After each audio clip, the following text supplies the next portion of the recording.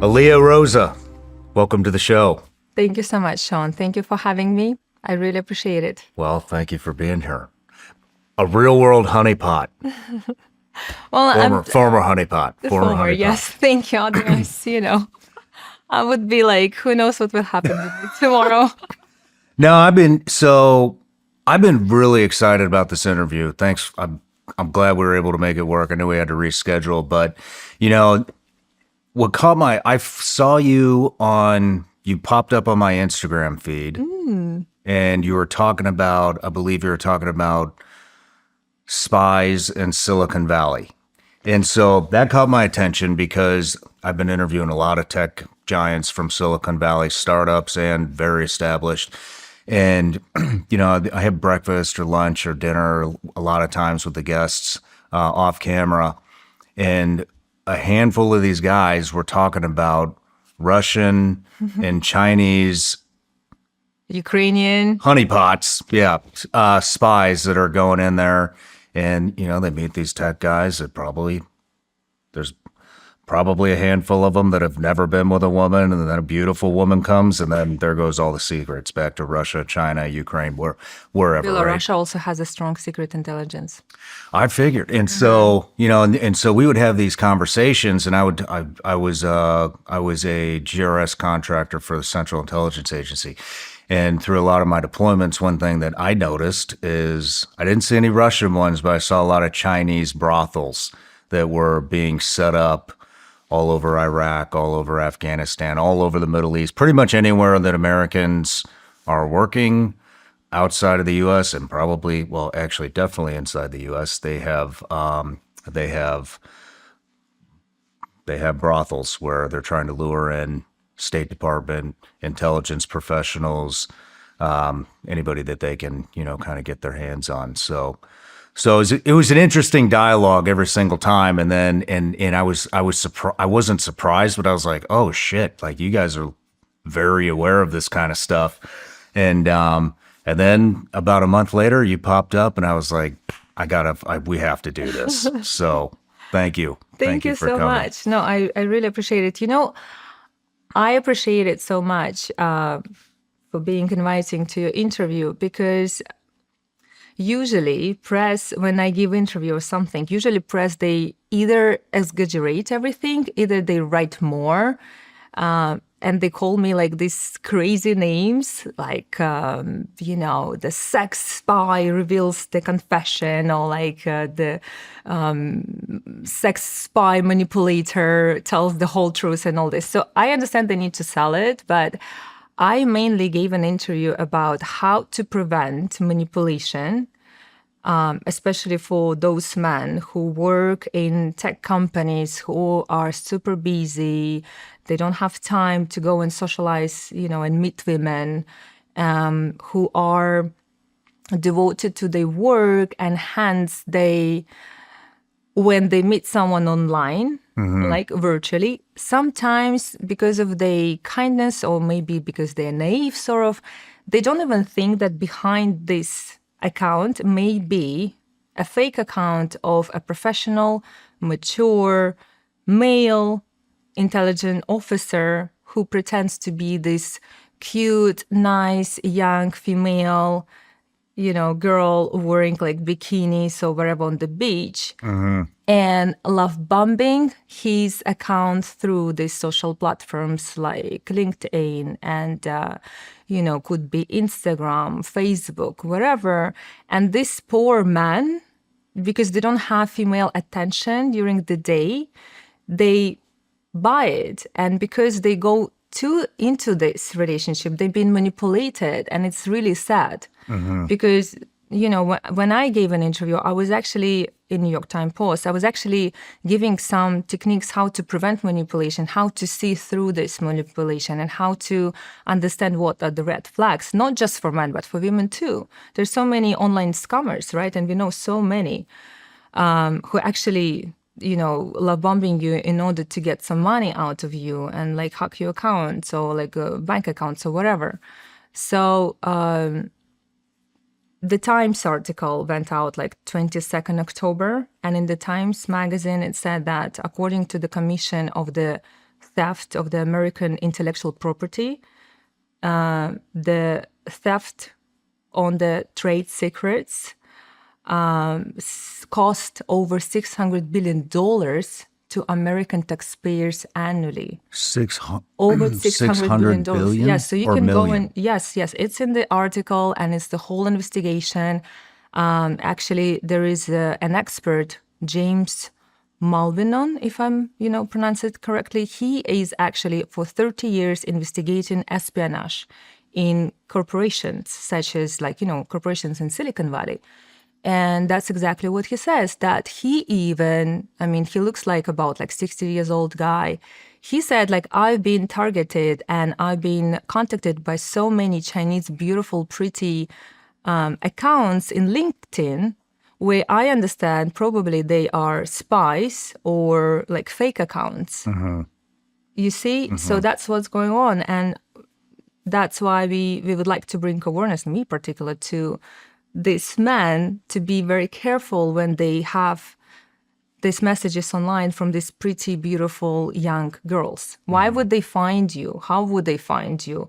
Why would you think that they want to kind of date you and whatever, just because you're cute? Think about where do you work? What kind of Let's be honest, a lot of them aren't cute. So, but so we'll get to all that. I think that's very important. But, I just thought the interview would be fascinating, and it's going to be even more fascinating than I thought because, originally when I just saw the clip, and so I was like, we have to get her. And then going through the outline and as the team's been talking to you about the outline, so you were basically trafficked. And this is a lot different than what I was thinking. So it sounds like you were trying to take down basically trafficking networks, traffickers. Am I correct? Yes. And there's a lot of trauma involved in that and a lot of recovery. Yes. A lot of I still work with a therapist every week. Really? Yeah, for 17 years. 17 years? Yeah, and I still have PTSDs and anxiety, and it's a big challenge. I'll bet it is. Very. Sometimes there are some days that it's just, even my spy techniques don't really help that much. Of course they do help, but still sometimes I find myself that I just cannot go through the day and it's really hard, So, yeah. Well, everybody starts off with an introduction here. So here we go. Aliia Roza, a former secret agent turned woman empowerment coach, public speaker, and influencer. Born in the former Soviet Union into a Kazakh-Tatar family of high-ranking Soviet military officers. Your grandfather was a national hero who fought the Nazis during World War II. At 18, you became a Russian FSB-trained seduction agent, where you dedicated yourself to combating drug and human trafficking. And then you defected from Russia, writing a book that reveals secret spy techniques based on the KGB program, and there's a documentary being produced about your life. And then we pulled a quote that I thought was pretty interesting from you. At the end of the day, when I saved someone's life, I felt good about it. But I never asked myself how I felt being in a body that was constantly abused and raped by random men. One former FBI agent said I was a broken toy, that I was sex trafficked myself. But all my classmates, we didn't feel this way. We felt patriotic. We were ready to sacrifice and do anything for our government. That's how I felt. It's a pretty powerful statement. Thank you. Yeah, that's a pretty powerful statement. So like I was saying, before we started rolling the cameras here, I would like to do a life story on you, and then toward the end of it, talk about some tradecraft and manipulation techniques, how to avoid it, and all that kind of good stuff. And who knows what kind of rabbit holes we'll go down after that. But before we do, everybody gets a gift. Oh, thank you. Vigilance Elite gummy bears. Wow, thank you. Can I try it? Of course. Can I try it here? You can try it right here. I'm so excited. I've seen it. I was like wondering, what is the taste of these gummies? So curious. By the way, while I'm unpacking it quickly, so we're working on documentary. It's not produced. I mean, it's not produced yet. We're just like in the beginning of the beginning. I just signed a deal with Topic Studios, but we didn't even start filming it. So yeah, it's not. Oh, really? There yet. Yeah. Do you have any idea when it will be out? Probably next year, but I think like the book will come out earlier than the documentary because, you know, everything like basically coming from the book. They're looking for the IP, blah, blah, blah. And then you know how it is. Are you going to be in it or they? In a documentary, yes, but TV show, no. TV show, somebody else will film. Right on. Let's hide it here. What's that? So I'll just hide this things. Okay, so. All right, so I'm ready to try. They're so cute. All right, let's see what you think. Oh my God. Not bad, huh? Very, very good. Right on. Wow. Right I on. actually save it to my son. He loves it. Right He loves on. gummy bears. Really nice taste. Thank you. We'll give you an extra bag for your son. Thank you. You're welcome. Wow. I appreciate it. And then one more thing to knock out. So I have a Patreon account. It's a subscription account. These folks have been with us since the very beginning, and they're the reason that I get to sit down here with you today. And so one of the things we do is we give them the opportunity to ask every guest a question. So this is from Stephen Casey. What is the percentage you think of compromised U.S. government actors by honeypots across all three branches of government? Wow. We know there's Eric Swalwell, right, who was sleeping with the Chinese spy. He's still in there, by the way. I mean, I don't know this information. But Well, percentage, that's actually really hard to estimate. Really how hard. common do you think it is? Do you have any insight on that? I know that it's very common. Actually, in the podcast To Die For, when Neil did the whole investigation and all that, we have one lady who lives in New York right now. So she's Ukrainian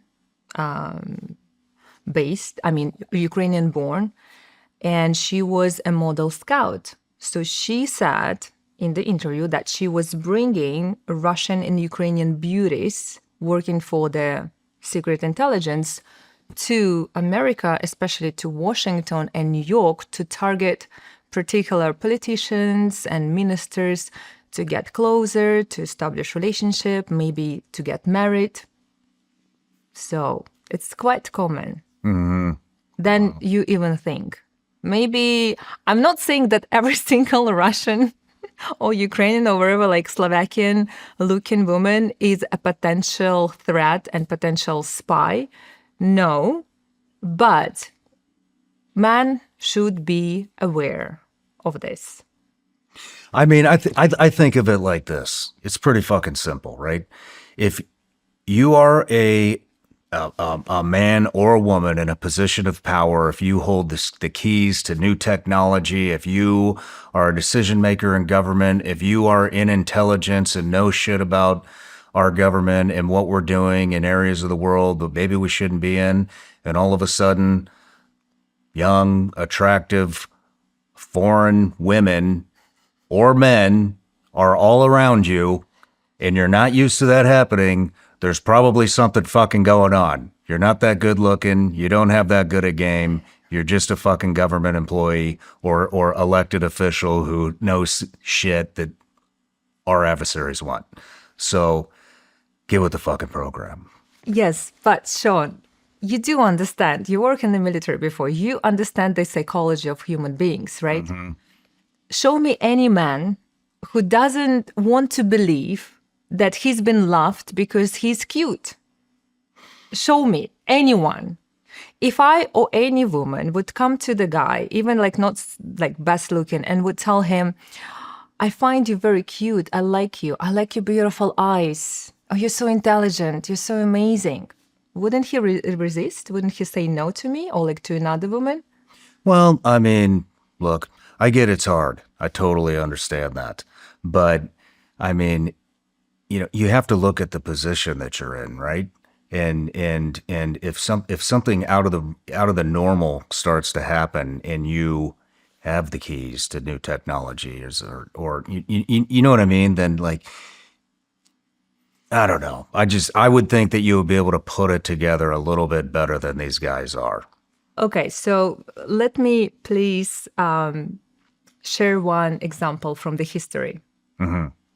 So the famous scientist, the genius, Albert Einstein, was targeted by a female Soviet Union spy when, after he, was very close to Oppenheimer and had, evening gatherings and dinners together. So this beautiful young female attracted Einstein, where he was invited to New York for a sculpture exhibition or something. So she met him over there, yet she was married to a sculpture artist. And then she kind of like relocated herself to Albert Einstein, and they established love relationships. Then Albert started to take her to Oppenheimer house, where she established very good friendship with Oppenheimer's wife.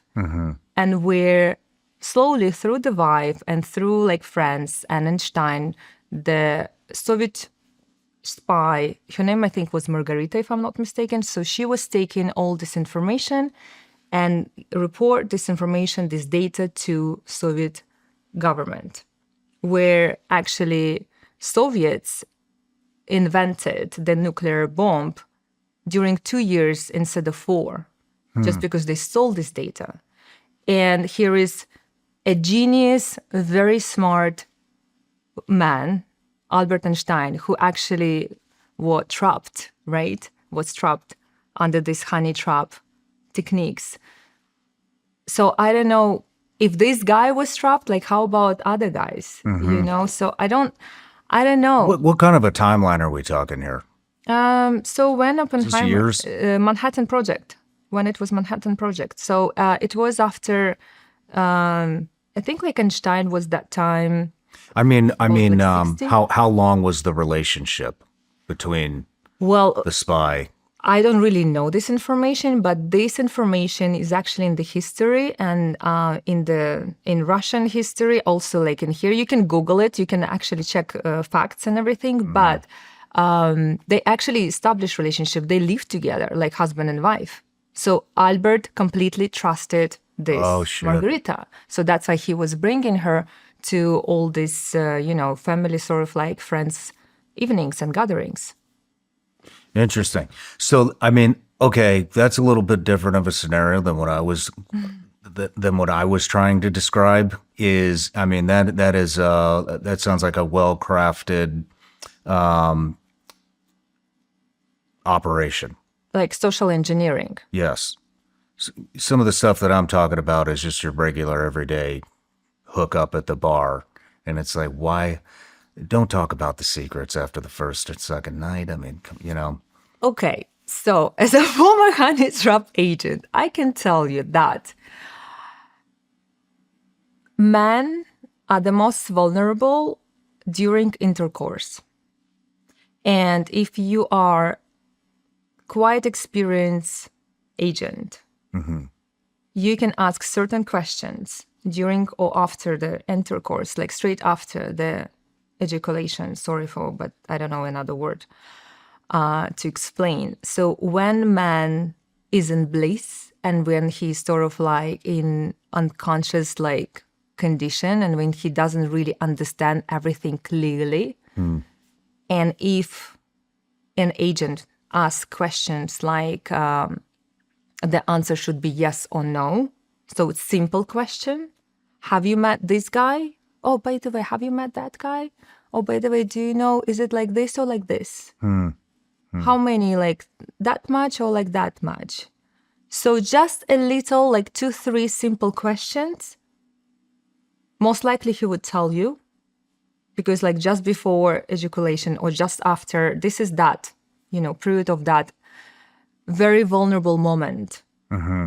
So here you go. she got the information, she'll pass it to the commander. Gotcha.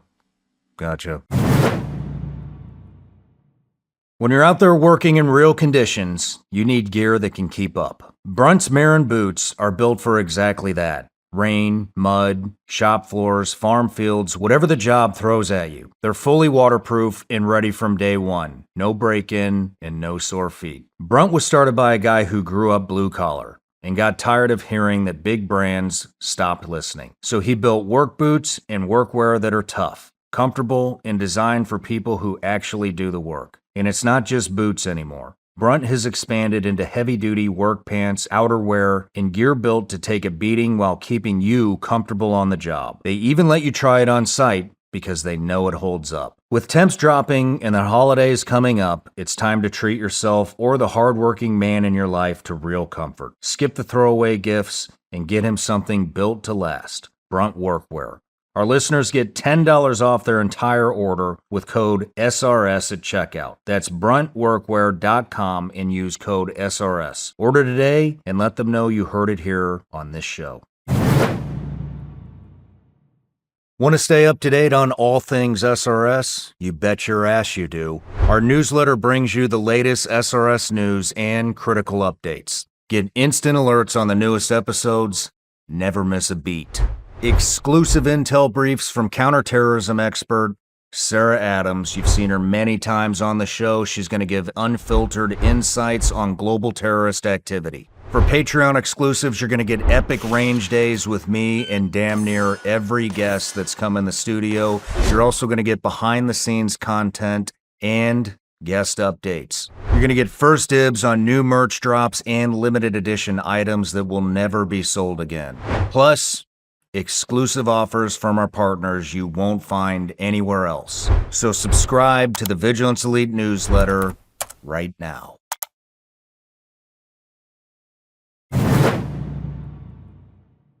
I mean, it makes it makes sense, and I know it's happening.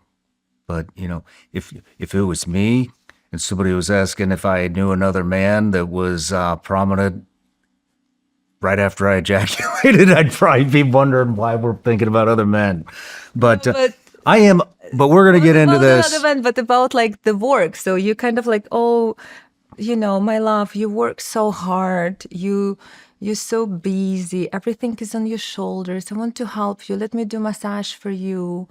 How was your day today? La la la. Okay, so do you do this project by yourself? Or you work like, I work with like David, let's say. Oh, like, does he help you? Like, oh, what does he do exactly? No. Gotcha. You know, this sort of conversation. Like a female nurturing conversation with the man, and she wants to support him and just please him and all that. That's what I mean. It's a female kind of like energy and female perspective. So, what do you think? I mean, since we're on this top, I mean,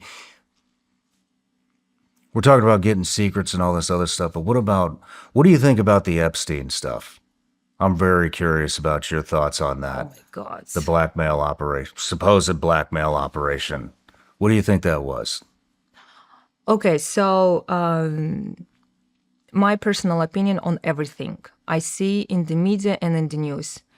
When I didn't see it myself, and I didn't see the facts and evidences, I cannot give my opinion just based on someone's thoughts or someone's statements. I do not trust none of the media or wherever I hear or I listen. I always do my own investigation. So I haven't been there. I haven't seen it. So that's why I wouldn't say my own opinion about that. And I don't want to repeat someone's opinion on that, because it could be all this, like every single story has two sides, like a coin. On one side, it could be a setup. It's always a setup when a powerful, wealthy man trying to get more power or more money and somebody else doesn't want him to do, and they like competed, blah, blah, blah. And that's why the competitor would set him up. And we see this all the time. It calls actually in the spy world, it calls compromat. compromising materials, compromising someone in order for him or for this target to lose the power.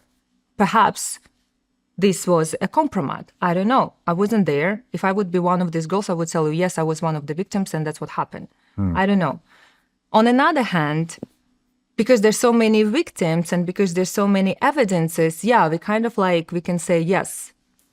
But again, you know, everything what is presented in media, everything what we see in internet, like I said, like I'm grateful to be here because now you give me an opportunity to speak out from my own like persona, from myself, rather than some journalists write about me, calling me like different names or editing or, you know, writing about me in their own way. So I think like every single person in this world should have his own opinion and should not be under this influence of anyone's thoughts. So make your own opinion, have your own research, do your own investigation, and make an opinion yourself. It's a good way to be. It's a good way to be. All right. You ready to get into the life story? Yeah, of course. All right. Where'd you grow up? Okay, so I was born in 1984. I was born in Soviet Union. It's sad at the same time to say that this country doesn't exist anymore, but at the same time, I was born in the country which had the stability, where my grandmother would say, tomorrow would be the same day as today. And it would be amazing because you don't need to worry about like, where would you have money? Would you be fired or whatever? Everybody would have the same amount of things in the house, like same amount of money coming every month, same salary. Everybody would wear the same clothes. So everything would be the same. It's kind of boring, but at the same time, and it's maybe utopia, but at the same time, it gives people this stable kind of like foundation where they know that everything is similar and tomorrow will be the same day. So it's the beauty of it. And in 1991, so I kind of like probably would say I have this amazing experience to live on the border of two countries. When in 1991 USSR fall and perestroika began, it's sort of like it was sort of revolution, almost like a civil war, because that time in 91, you know, civilians went to the sort of like the government house, the White House, and they started to bomb to the White House. It was a mess. It was a chaos. Of course, people lost the stability. They lost all the hopes. They lost all the beliefs, you know, like that ideology that you were raised with, that this is your country. You fought for your country in the Second War. They lost over 20 million soldiers in the Second War. And they fought for their house, for the homeland and everything. And then at one point in one day, it just collapsed. Where I spoke with some American friends and they said that, oh, Gorbachev is like the best. Americans love Gorbachev, whereas like Russians, they hate Gorbachev. I mean, like they don't maybe hate, but they definitely judge Gorbachev because he was the one who actually signed this law and USSR fall. So anyway, so I saw this by my eyes where like, you know, you have the stability and happy kind of like people living same day for the, you know, during like their life. And then another day, everything just collapsed. And what happened, I remember that time I was a little girl and we would stand with my mom, my little sister, like she was a newborn. We would stand under the rain, under the wind and the snow for like 5, 6, sometimes 7 hours in order to get some food from the store because there were no food. So you would come to the store, there's no food. You can't buy anything. So you're basically starving. So you would need to bring your members of the family to the store to show like, okay, I'm like, you know, adult and I have 2 kids. Please give me like 3 pieces of bread and like 3 sausages and 3 eggs. And like lines were like insane. And it was like actually it was happening for quite a long time. I do believe like it was for like 6 months at least. I don't remember exactly like for how long, but it was really bad. You were like 7? I was like, yes, 7, right? 84 to 91, 7 years old? Yes, yes. So it was, I mean, that was my childhood. That's what I remember. Wow. And it was like, wow. So it created this sort of like lack of food and lack of stability and lack of like belief what would happen tomorrow. You know, when you're a kid and you are growing with like seeing all that, you understand that everything is so shady and it's like unpredictable and you cannot trust like anything really, neither your government, right? Then my father, that time, he couldn't help my mom because he was constantly at his work where he was not get paid. So he was that time an officer working in the military. He went to the military because of his father, because as you mentioned, like my grandfather was a hero of the country, you know, fighting Nazi. And I mean, it's a big pride of our family. It's a heritage. So I was raised with these beliefs. Like, you know, you also need to go and protect your country. You also need to be, you know, you need to be proud of your roots. So my father was preparing me slowly to this military career, which I didn't know at that time. But every day he would teach me, he would come back home, we would have a dinner, and he would teach me at least 1 hour a day about all the psychological techniques, which I didn't understand at that time, like different scenarios in life. So he would like give me a like test. So this is the situation in life. What would you do? A, B, C. So I would pick up like an answer, and then he would explain me why this would work and why this wouldn't work. So when I was kind of like ready enough, then he taught me the extreme driving, the gun shooting, and of course I had to do physical activities. Actually, was I won like some competitions between like oblasts, which are states.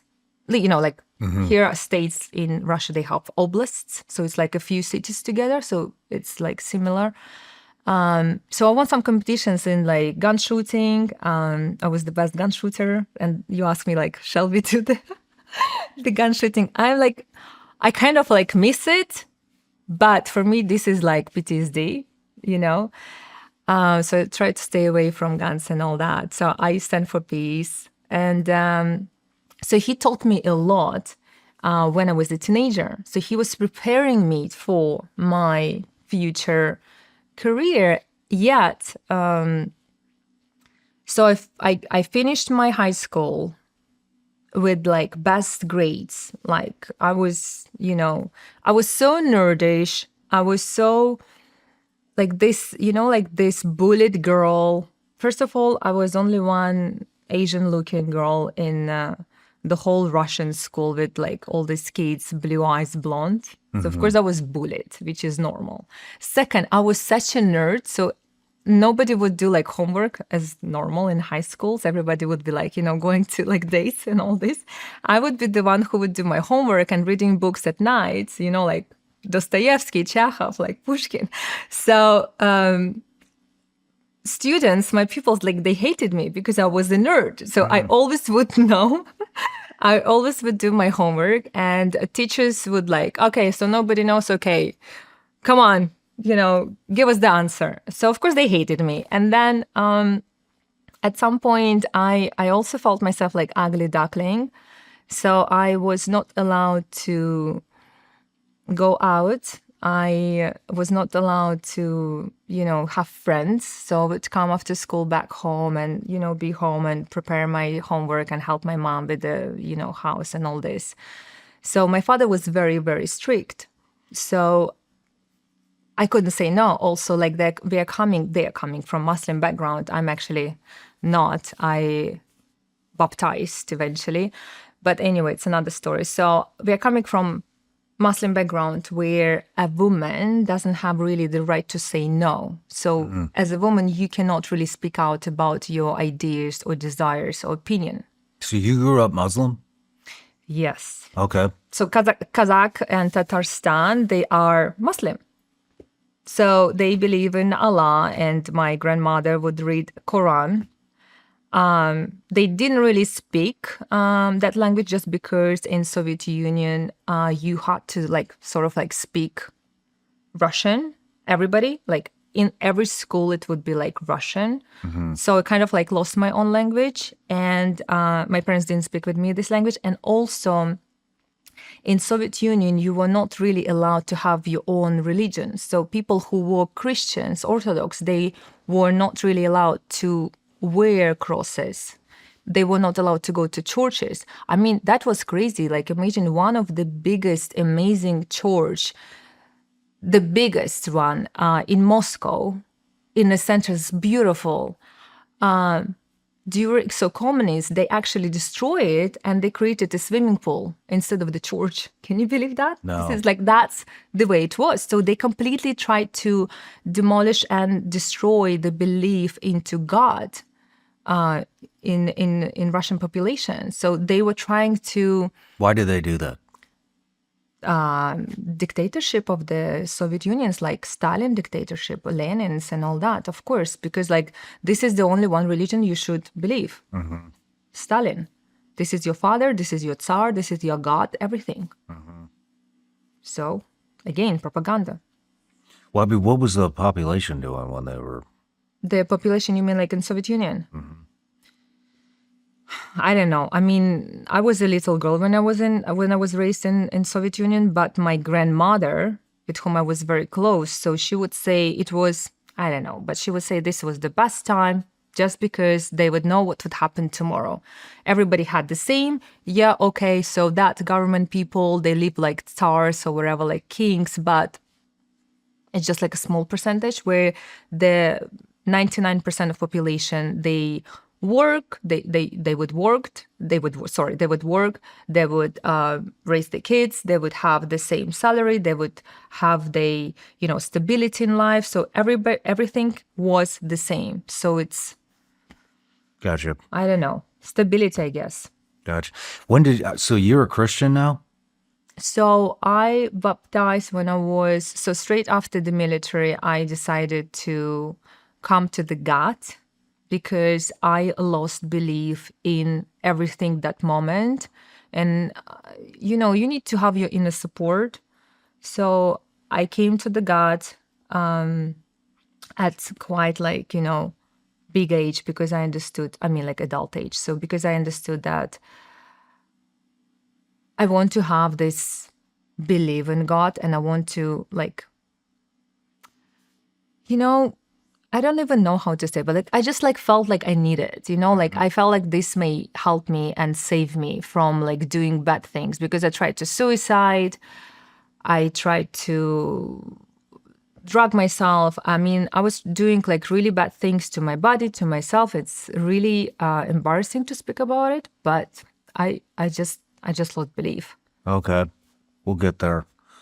So at 18, am I correct? At 18, yes, is when it all kind of started for you. Well, yeah. I mean, actually, it started from you early because you didn't realize it, but your dad was grooming you. No, I didn't. Yeah. So I realized it after. So what happened? I mean, how did you get recruited into being a seductive intelligence operative? Yeah, it's a whole different. So basically, okay. So let me start from the beginning. So I turned 18, right? I told my dad, I want to work in fashion.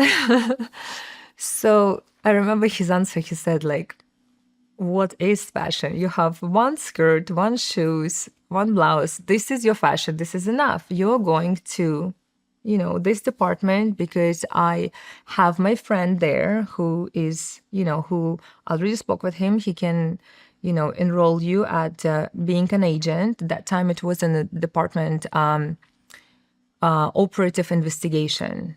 So I have actually all the certificate archives, documents to show what year I started to work there. So he brought me to this department.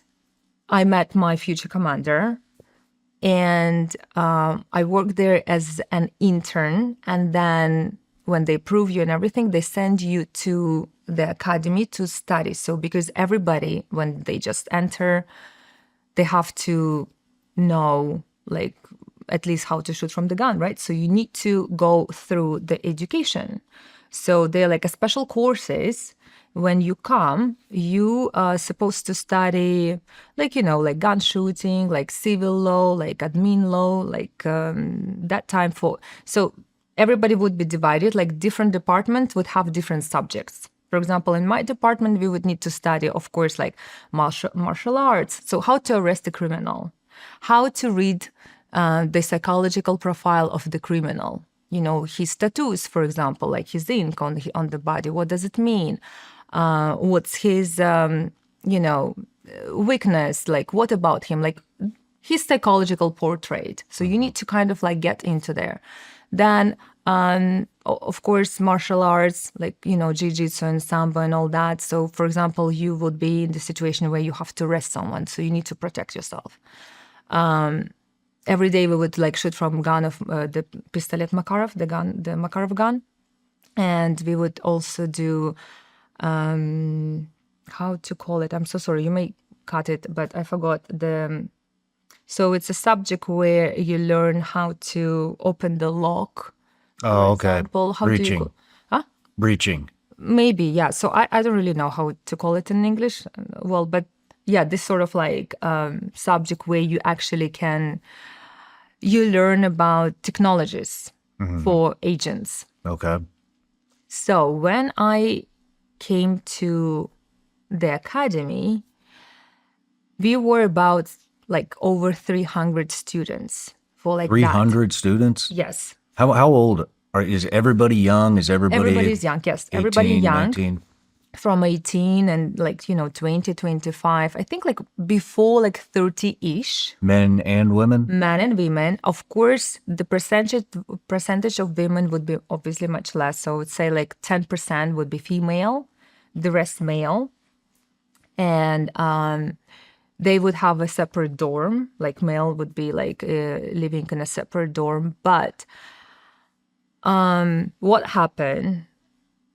So literally in the first day when we had the first like line, when we lined up in front of our teachers, I noticed that the main teacher, like the commander of the main teacher of the school, the director, let's say, he looked at me and he picked up like me and another few girls.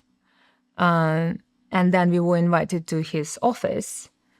And then we were announced that we are chosen for a special program. And so we are very privileged. They would never call it sex espionage. They would never call it honey trap. I understood it only after. But they said that's a special program which will help you to target those, criminals or people whom will be your task. So you need to study the subjects, you need to learn psychology, and then after you will be given tasks. This will give you more benefits because you would have better salary. You would have better like promotion. You may have like additional vacations, and which was like, wow, that time you would given, that Russians before also they had, and especially in Soviet Union, they had like really big problem to travel abroad because of the Iron Curtain. So you couldn't literally get any visa. So now it's actually happening, the same story. So that time also like it was really hard to travel abroad. So you couldn't just go to the embassy and get a visa and travel to America. Like, no. Maybe if you would have a special diplomatic passport or connections or whatever. So when you actually go as this agent, you may be able to fly abroad for special missions. And it's sort of like cool because it sounds like in the movie James Bond, wow, I will go abroad, I'll have like these special missions and I'll see the world, blah, blah, blah. For like 18 years old, it sounds like fascinating, sort of. So when they announced me that I am chosen for this program, I was like, okay, cool. I'm happy to study that. And we were like 5 girls in this special program. So we would go to our main classes. So 6 a.m. would be the first lineup, like, the morning. Then jogging, physical activities, blah, blah, blah. Breakfast. 8 a.m., you have to be in the class. So from 8 to 4, 5 p.m., depends from if you would have physical activities more or whatever, you would be done. Then us, 5 girls, we would go to these special classes for another 2 hours. And then we would catch up with our homework for the next day. And then that's it, we would go. So then again, also either it would be a physical activity, whatever, jogging or something, then dinner, and then you go and sleep to the dorm. So that was our kind of schedule for the day. Mm-hmm. So every day for a few hours, we would study these subjects, such as psychological techniques. So for example, manipulation techniques, seduction techniques, influence, persuasion techniques, how to read and scan people, how to spot the lie, how to set up a strategy for your target, like this social engineering thing, how to do it, how to work in a team, how to estimate your target's weaknesses and desires and needs, how to recruit someone, how to make friends, how to attract people, how to make someone to be your informer, again, through manipulation, how to threaten people, your targets, particular, so they would want or they have to give you information you need. And of course, additional martial arts, of course, additional sex techniques. So we would study some of the sex techniques in terms of the pleasure for man, I would say, not particularly your pleasure, but how to please the man. But also, which I find really fascinating, and that's what I give to my students a lot, and I think this is a foundation, and I think this really changed me to who I am right now. So when I entered, I was really ugly duckling. I was shy and completely unconfident. So I didn't understand that before, but now I really get it. So we've studied the self-confidence techniques to raise your self-love. So you become so freaking confident to go to any mission that you don't even have any doubt that you may fail. So even now, wherever I go, public speaking in the Vatican City, public speaking in United Nations, I was, I told you the story, we were driving here and I had this thought and then I'm oh, come on,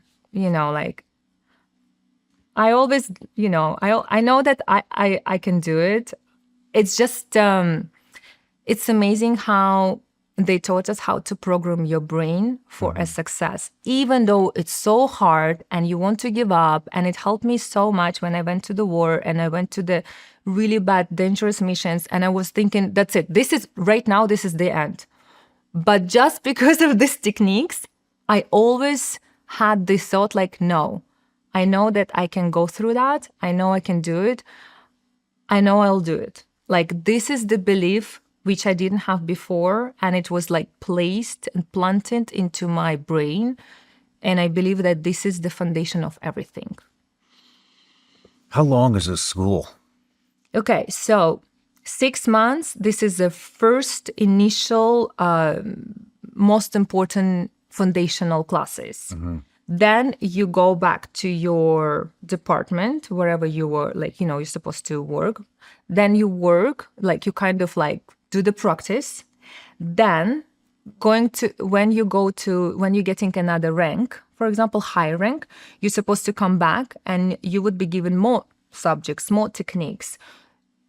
You kind of have to be qualified for bigger job, for high rank.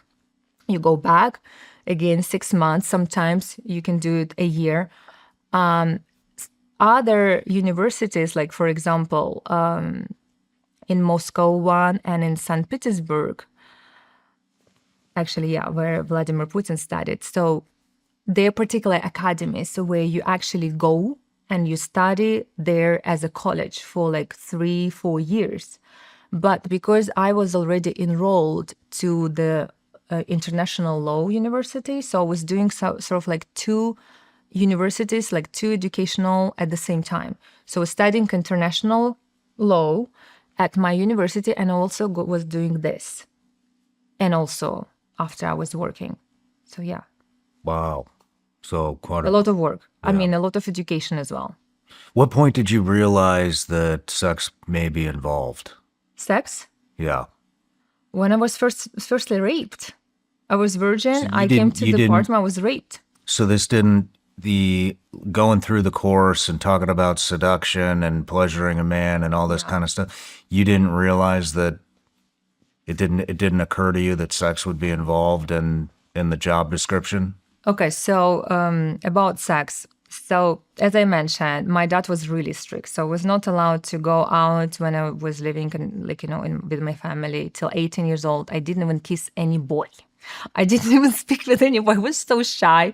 Like I thought like I'm so ugly and all that. So I was like ugly duckling. So 18 years old, my dad brought me to this department. Literally in a few weeks, like 2 weeks, my commander colleague calls, that time we didn't have cell phones. So he calls to my home phone. My dad obviously picks up, as he always did.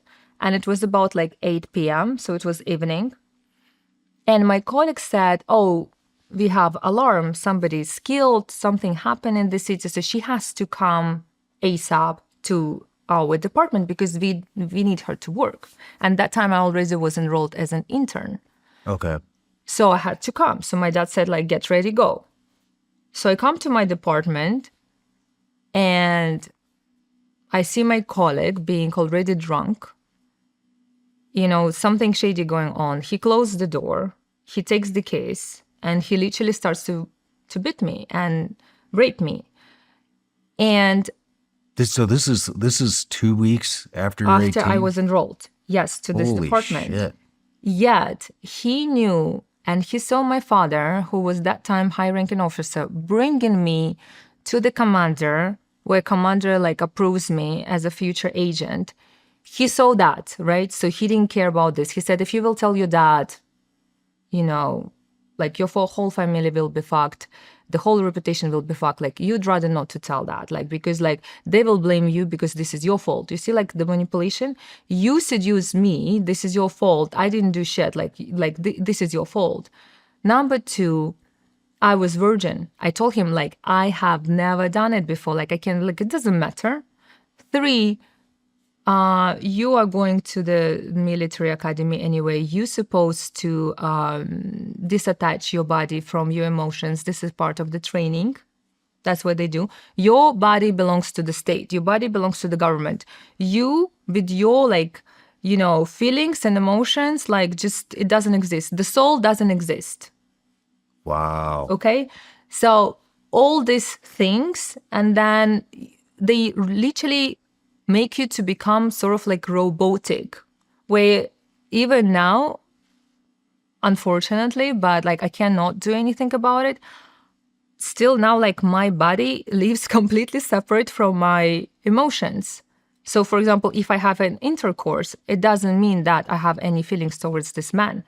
So I still can have an orgasm and all that, but, and it's all good, but like I don't have any attachment and I cannot, you know, created because I was trained to remove these feelings and emotions from my body. So my body was just a tool in the mission.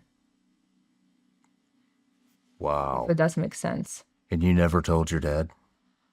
I never told my dad because, I mean, what would I tell him? He brought me there and then what? He would blame all his life that he did it to him. I mean, like he did it to me. I don't want him to blame himself, you know? I never told him. I think he kind of like understands that there's something there. And you worked in Navy and you know the statistics that about 20%, and this is what we know, 20% annually 20% of female and also male are targeted for sexual abuse, and 20% are raped in the military. And this is the statistic, like, just open ChatGPT or internet and like it's clearly there. And it's only in the US. Imagine what's the percentage in Russia, like, this countries like Russia or Belarus or like Ukraine or wherever, like countries which where the law doesn't really work that much like in America.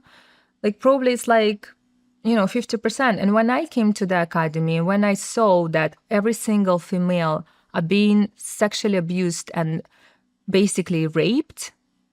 All of them.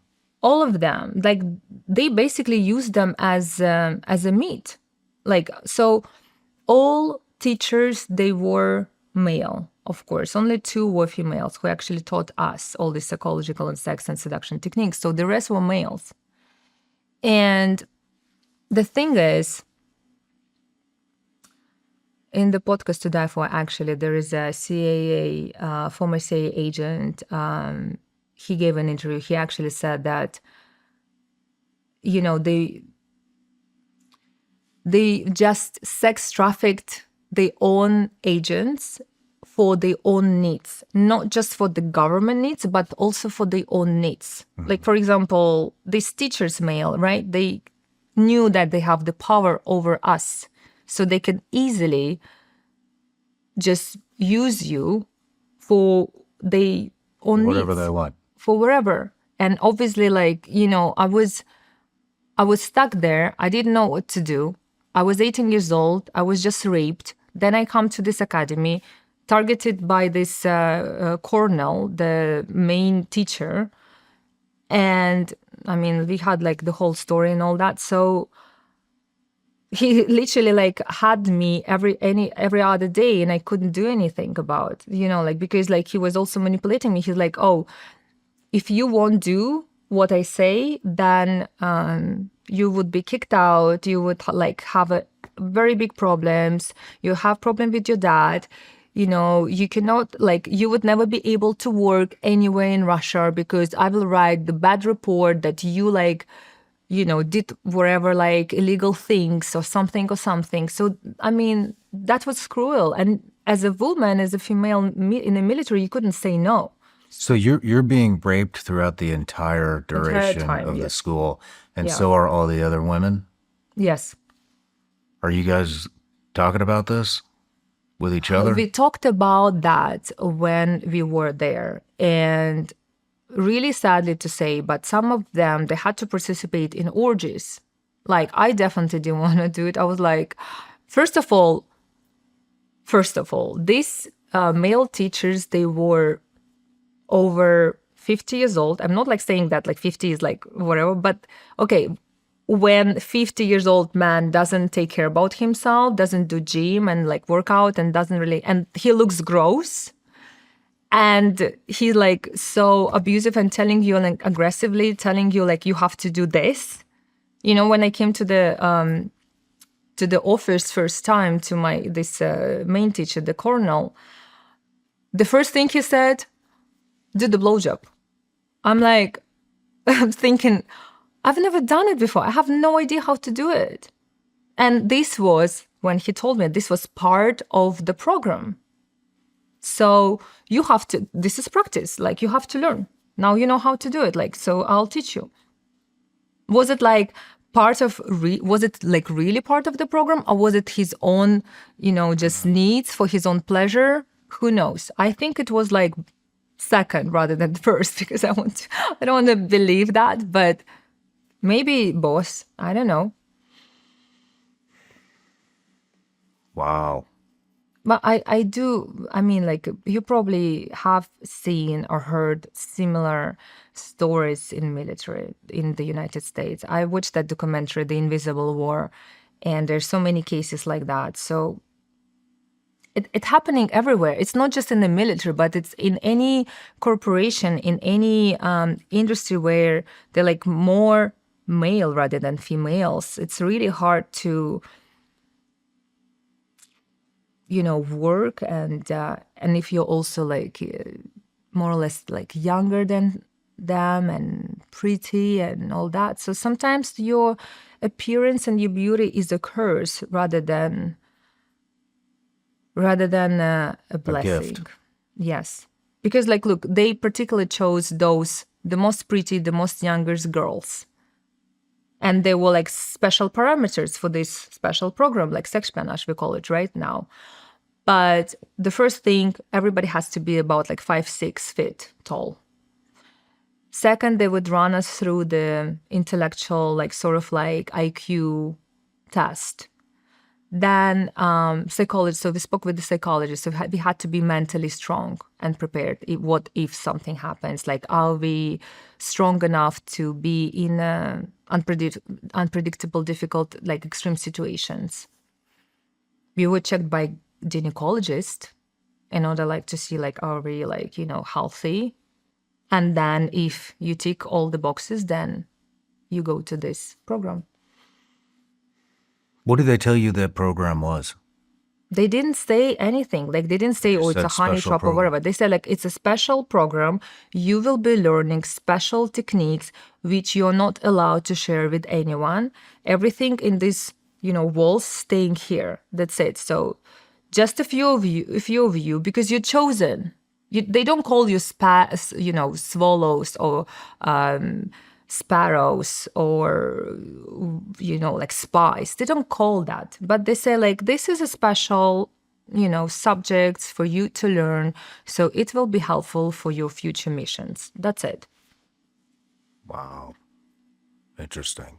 I do believe that, to be honest, I do believe that every single military academy or any educational center, potential, not like, but I do believe that they have that sort of programs. Like, they just they scout these future agents for this sort of mission. So they scout them through students in a good universities, or maybe somebody who already established. Like, there's so many examples of the Sexpionage from, like, actresses and famous singers and famous beautiful women.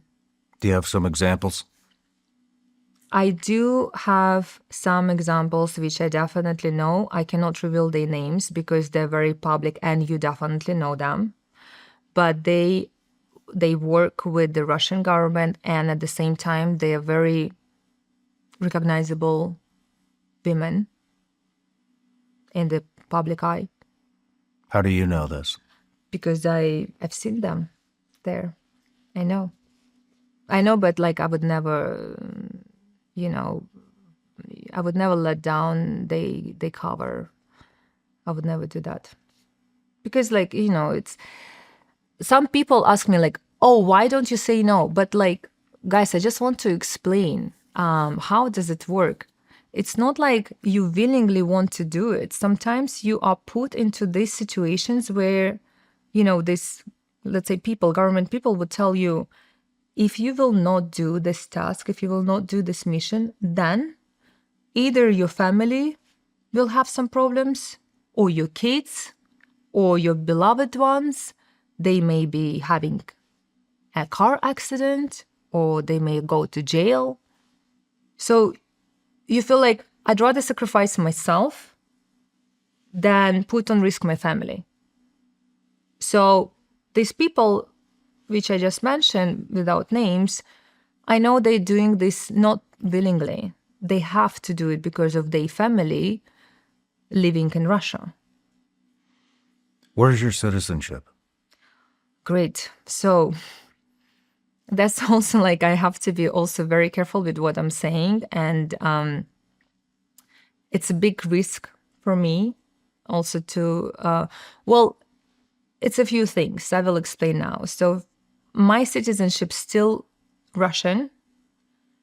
Thank God and thank to America. And God bless America. I received my green card. For about 15 years, I lived in Europe. After last Russian mission, I lived in Europe. I lived in Switzerland, Greece, Italy, France, England, in London 6 years. So check All this those out. places. Yes. So check this out. The moment the government, the UK government, probably find out about my background, the moment when I was invited to the Buckingham Palace where I met King Charles and Queen Elizabeth, that time he was prince, literally in a few months, my lawyer received a letter stating that I have to leave the UK, like during 2 weeks period of time. So I was literally deported from the UK, still having my residency there. So I couldn't go back to Russia because of so many reasons. The only one visa I had that time was United States. So I come to United States. I speak with many, many good lawyers, with a lot of lawyers, and they all advise me the same thing. They tell me that I should, because of United States, I should reveal my identity publicly. Because also that time, Ukrainian war starts straight after like COVID, right? So it was COVID, then this, crazy time, everything is closed and blocked and, it's a mess. Then Ukraine war. So I'm in this situation. And my lawyer said, well, you have to reveal your identity, just, not to be deported, like it was in 2010, I believe, when 10 active agents from Russia were deported, including Anna Chapman. So if you don't want to be deported, if you want to be legal in America, it's better for you, for your insurance, for your protection, to reveal your identity publicly. This is number one. Number two, I also had to cut tails coming from Russia because, I know it sounds like crazy maybe, but one Russian girl was sent to me from Moscow when Ukrainian war started and everything to convince me to go back to Russia and, or if I don't want to go, trying to convince me to work with them again. Then I have received a former colleague call just before the Ukrainian war started, asking the same thing, not like asking, but kind of like, you should consider, working with the government, with the Russian government. And then it was another call from more like government sort of person with the same request. So I honestly will tell you this. I want to leave without fear because I'm exhausted to live for so many years, hiding myself, hiding my son, moving from one country to another. I am exhausted, physically, mentally, morally, everything. I'm so done. I don't want to play all these games anymore. I want to do fashion things like I always wanted and I always dreamed. And finally, I'm doing this for myself, for my son as well. So I don't want to be attached. I don't want to be connected. I don't want to do anything with this, government stuff anymore. And I decided to go public to kind of reveal my identity. Yet Aliia Roza is not my real ID name, obviously, because of, again, the security reasons.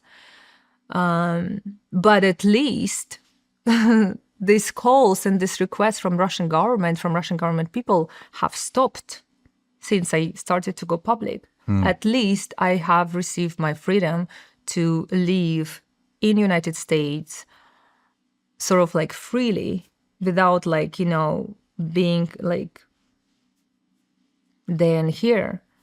I'm so done with that. And I don't want to do this. And I don't want to be used anymore. I don't want to be manipulated anymore. Even though I do have fears for my members of the family who are there. And of course, I have fears for my son's future. Yes, I understand it's a big risk. But they say you choose less evil when it's too evil. So I'd rather, reveal my identity and tell the truth here in America to American people rather than work for the Russian government and being again like this. And God knows what would happen with me after. And my son, like, especially like during the Ukrainian war, and it's still on and it's super crazy and it's just such a mess. Where is your son? My son is always with me, like everywhere. He's a traveler like me. He's at home. Okay. I mean, he goes to the school, but he's at home. How did they contact you to try to get you to come back? All the apps like WhatsApp. They didn't have my American telephone, but I have a very old WhatsApp because I didn't change it. I kept the number. So WhatsApp. Emails I changed. What do they say? Well, the main request is live here, but report us everything you see and everything you know. Go to Washington, live in Washington, or at least New York, and try to establish this relationship with politicians, ministers, and so on. That's why I honestly stay away from Washington as further as I can. That's why I kind of like chose to be in LA, because Los Angeles is entertainment, Hollywood, it's all like movies, scripted, fashion especially. It's all blah, blah, blah, social media, influencing and all that. So I'm trying to stay away as far as I can from politics. Mm-hmm. Yeah. Good thinking. I mean, what can I do? I try to do my best in this, like I balance.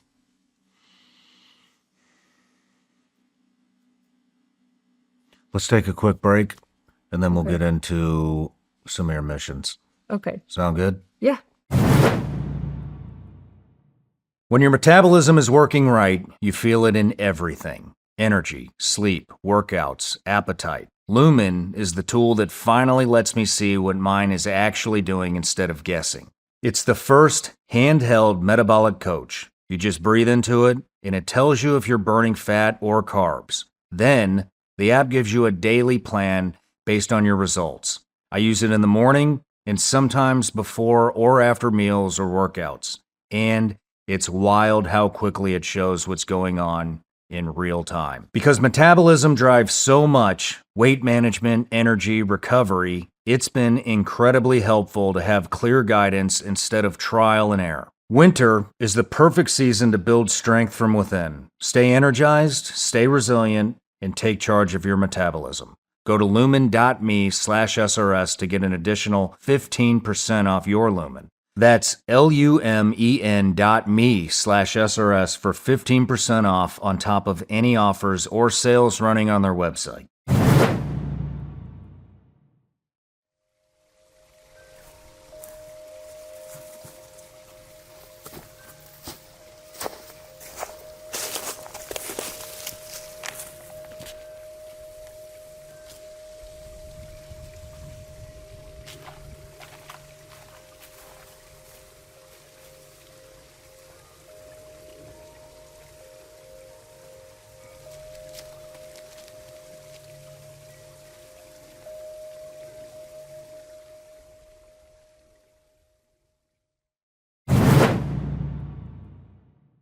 All right, Aliia, we're back from the break, and so we're getting ready to get into what happens once you get in the unit. So we kind of went through your training, your schooling, and all that kind of stuff. And so what is it like when you actually check into the unit as a trained operative? Well, what is the unit called? So the unit, so I was in 2 units. Okay. In Russia. So one unit precisely would be called Operative Investigation Department. I don't know what's the similarity in the US. Mm-hmm. The second one, it's sort of like DEA. Okay. So it's a Drug Enforcement Department. Okay. Okay, yeah. So it's the first one, I don't know what's the... Probably like the FBI. Sounds like an investigative unit. It is investigation, but it was locally in the city or sometimes in the country, but also internationally. For example, when we were working on the cases on, with two countries between Afghanistan and Russia. So, for example, this was international. Or by that time, when I was already working, it was Russia separated from all these post-Soviet countries. Gotcha. So again, it was international. But there are so many left connections with that countries, and so much crime was going on between these countries. So, and then again, don't forget, it was Perestroika revolution. Then after, it was the time when all this criminal world just blossomed at some point because there were no very strong political Repercussions. right. So there were so many criminals, let's say, that time who were privatizing the Russian assets for a very small amount of money, like let's say $50 for a factory or $50 for a huge piece of land. And eventually, after some time, when Vladimir Putin became the president, those criminals would legalize the businesses and would become oligarchs, right? So some oligarchs would be quite friendly working with Vladimir Putin. I will not get into these details because you can read the book, which was written by so many former agents, including Litvinenko. And some of them would disappear forever, killed or just flee the country and hide themselves. So, Wow. So so sorry, I'm just trying to wrap my head around this. So if you went through the training yeah. at the schoolhouse. Now, was the training at the schoolhouse specifically for the operative investigations unit, or was it for the DEA one? Or is this kind of a they mold you and then whatever agency needs you picks you up? Yes, that's Okay. correct. Yes. Okay. So it was basically they teach you all this technique. Okay, so you have ordinary basic instructions and subjects you study, like gun shooting, martial arts, and laws. With these knowledges, you enter your department, and then you just have your mission and practice it. However, we received additional education for additional missions, which were classified. So they were not really open for any agents. Like some agents would be picked up for a particular mission. Gotcha. Yes. Gotcha. So this is a pipeline into the federal government. So here in the U.S., for example, if you're going to go to the NSA, you're going to go be trained by the NSA. If you're going to go CIA, you're going to be trained and go to the CIA schools. If you're going to go to the FBI, you're going to be trained by the FBI and go to the FBI schools. So in Russia, it's an intelligence school, and then whatever agency needs you will pick you up. It is same as in United States, right? However, these particular programs, which, I don't know how many in Russia are they, but that's what I studied. That was particular for your department, or perhaps another department would do a particular mission, and then they would require some female agents for these missions. So, for example, us as the, let's say, DA agents, we would work together with some other agents from another departments. Because they would provide us some security, let's say, in transportation, or they would be SWAT agents, but it doesn't call SWAT, but I'm saying those with whom we would work in going to arrest those Gotcha. targets. So it's kind of mixed, sort of, but we would still, so if my commander would allocate me for another mission, I would need to go there to another department. That's actually how I moved from one department to another department, because they actually required me to come there. Okay. So you are attached. Okay. You're on a special unit that's just farmed out to whoever is needing you at the time. So, like Putin that time, in 2002, exactly the year I was working there, established FSKN. So FSKN, it was, you can also Google it and check it online. So FSKN, it was a special department, sort of DA, but fighting against drug trafficking coming particularly from Afghanistan, because that time it was like a huge transportation. But then a few years later, Putin dissolved it. I don't know why, but just like basically restructured. And then this FSKN was under the FSB, which is the... You mean in Russia, when a government agency does its job and doesn't need to do anything else, they just dissolve it and it goes away, and then the funding gets reallocated to... It was existing for 10 years approximately. I don't know why dissolve it. You see, I don't know this kind of things, but there was so many restructures since 1991. It was KGB, right? NKVD, KGB, etc. Then it was renamed to VNR, which is external investigation, right? And then FSB, which is local. So then under FSB, there would be different other departments, which were particularly doing some other missions or like some other jobs or like some other cases. But if there is a big case or mission going on, they would allocate particular agents for this mission. Doesn't matter from what department you are. Especially with females. There are not so many females agents working in the, in the departments, maybe like 10%. But as a bait, you need a female. They would invite you. And obviously, yeah. So I'm getting a little ahead of myself here, but so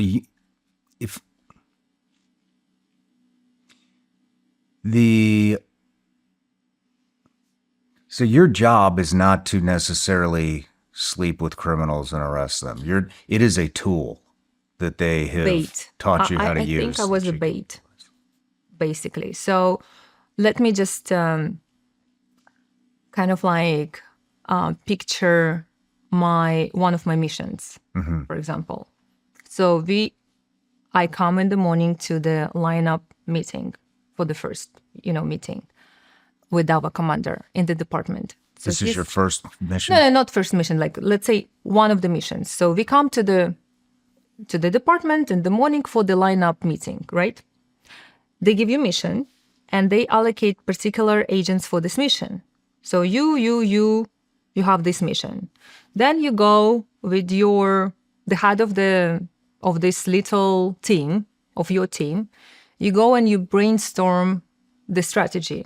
How you're supposed to infiltrate certain group of criminals or whoever, like how to spy on them, how to get informers, how to send someone there, or how to recruit them.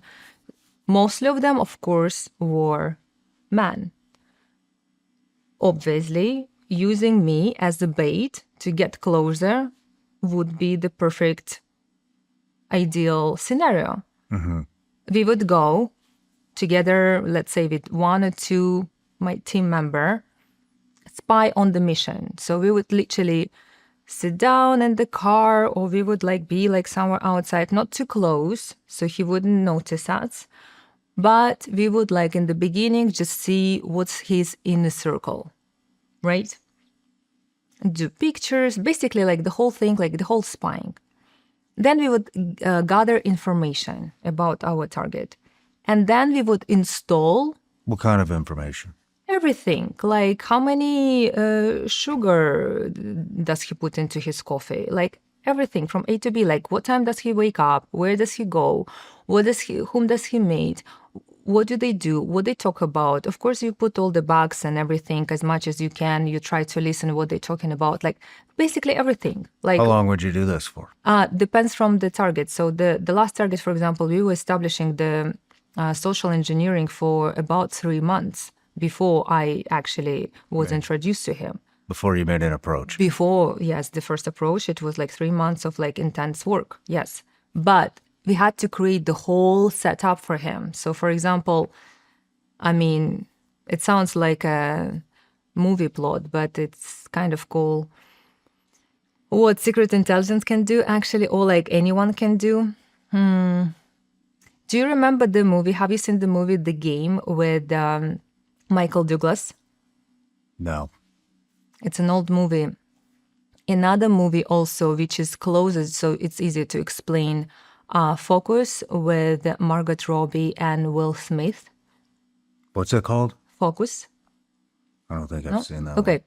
So, I mean, if your guys, like your audience, know this movie, they will like understand, or they can go and watch this movie. So basically, how does it work? So my target, let's say, let's go to Vladimir target. So what we needed to, find out about him. First of all, what are his weaknesses? What his needs, what his desires, apart from like being the leader of the criminal group, having power, money, and blah, blah, blah. What is his personality about? What is he seeking for? What is his goal? What's his psychological portrait? So we would go back to his childhood when he was a teenager. We find out that he was in love. He had a relationship with his sweetheart, a girl from Uzbekistan, which is How are you finding this information out? Is this easy. social You just media? go. No. That time, social media didn't really exist. It was 2004. So Okay. we hardly had No, we didn't have smartphones. I remember I had Motorola, like that little telephone. So how you it's actually really easy. You just basically find out what school did he study. And then you just pretend that you're one of the relatives, like trying to find him or whatever. You just like get information from this old-ish ladies working there, let's say former teachers, and just like get information. It's quite easy. If you go and ask people about someone, I still do that when I need to find out information about someone. I just go and speak with people. What do you think about this person? Do you know him? How do you know him? Like, did you Would do it have anything? bothered you if any of those people reached out to the target and said, "Hey, this girl Aliia, she's running around here. She's Well, first asking of all, a you lot of don't say your questions." name. Second, it wouldn't be me if I was the main bait, if I was the main, face in this mission, it wouldn't be me.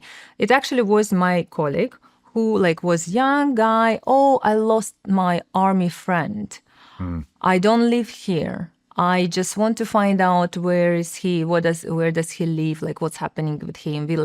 We lost each other for so many years. I want to see him. We've been through the whole army time, blah blah blah. And you bring some chocolates or some cake to this old teacher from the school. Of course, she would tell you everything. Let's drink tea. Let's speak about that time, blah blah blah. So we find out that this target, Vladimir, had relationship with his sweetheart, that girl from Uzbekistan, apparently. But she didn't wait for him because, as you know, in Russia, it's compulsory. Every male have to go to the army for 2 years from 18 years old. So he went to the army, but she didn't wait for him. She got married. So when he came back, she already married to another guy. So he was sort of heartbroken. So he sort of gave up on this dream to have a loving wife and potentially a family with her.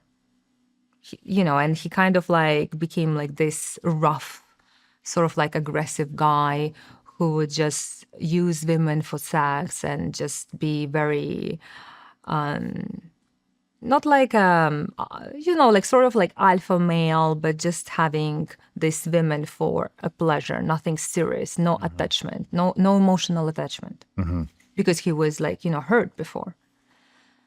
But somewhere deep inside, every human being wants to believe that there is a possibility in mutual love, that every human being wants to be loved.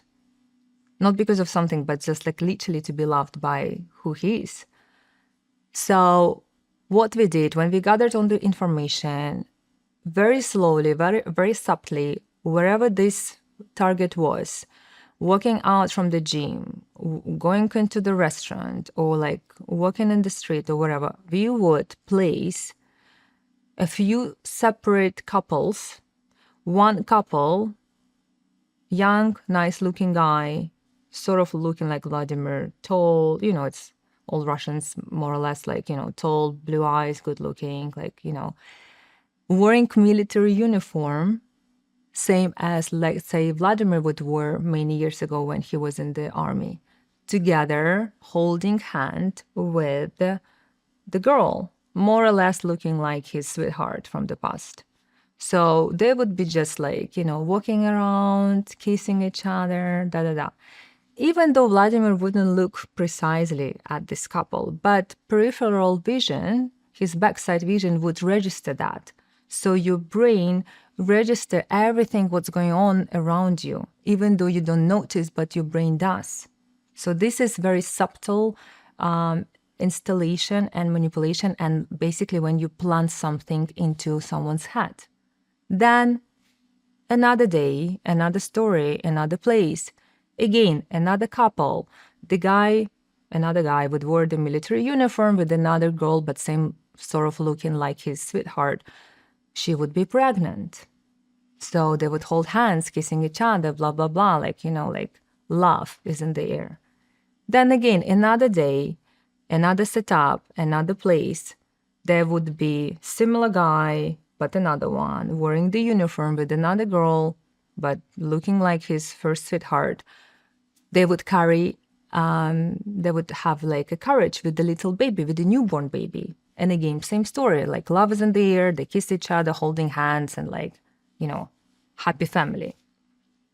Again, Vladimir wouldn't look at them like, oh, like whatever, but his brain would register that.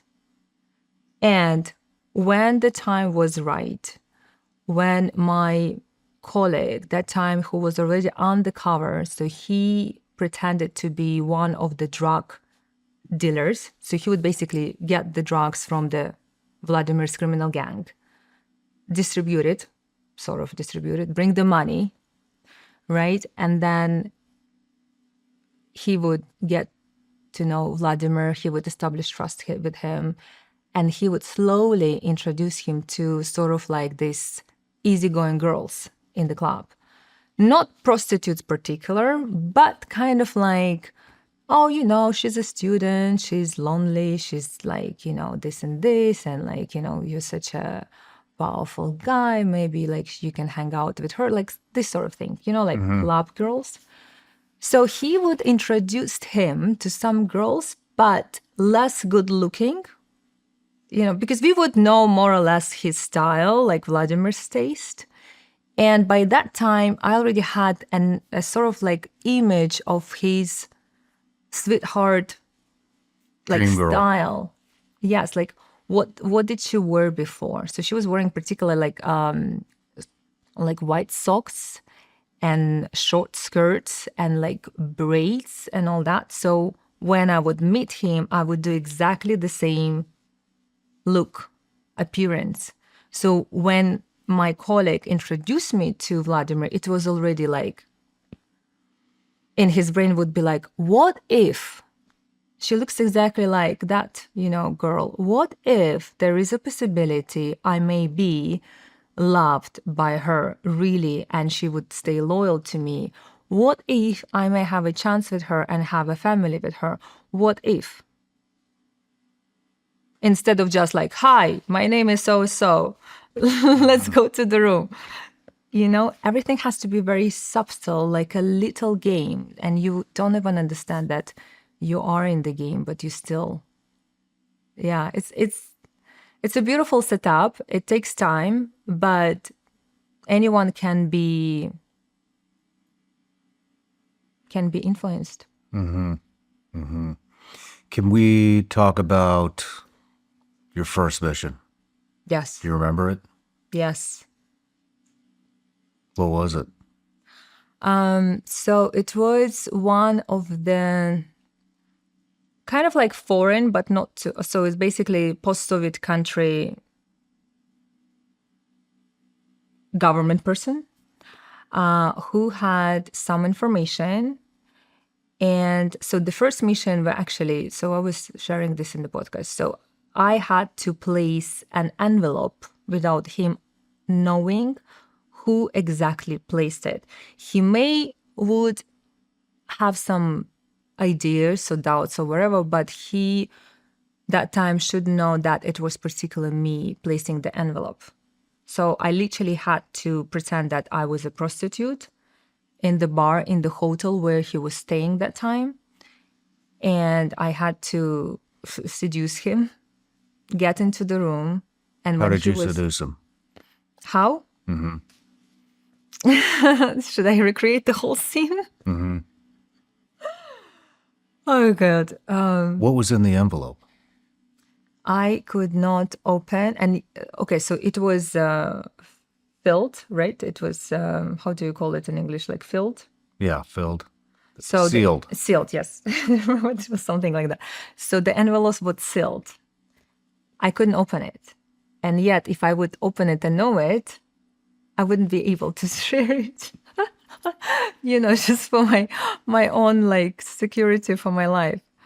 So so I had to give him the envelope. The only one way how I could place it was in a private place. So obviously it has to be in his room where nobody would distract him or wherever. So I wouldn't be able to do it, let's say, in the bar or wherever, because like, again, many people, many eyes and all this. So how did I seduce him? Very simple. Because he had never seen you before. And so you're showing up undercover with the cover of a prostitute. Okay. How many women are in the bar? Not so many. We all do understand when man comes to the bar with friends or alone to have a drink, most likely he is open for a conversation with a beautiful female. Right? Otherwise, if you don't want to, you wouldn't come, right? If you're tired or wherever, you go sleep to your room. So you obviously want some adventures. 2, when the mission is like that, when you don't need to establish trust, when you don't need to establish love, long-term relationship, one night stand, it's very easy to organize from a woman perspective. Show me any man who would say no to one night stand. Any. Nobody would say no. I mean, unless it's a very ugly person, but we're talking about, spies, agents. So they're supposed to take care about themselves and look presentable. So, number 3, he was there for a few days. I already knew, I was given information that he was recently married and recently had a newborn. Obviously, a man who just have a little baby at home. It's a big work. You know how it is. Those who have kids understand. So the wife is busy with the kid. The little kid is crying.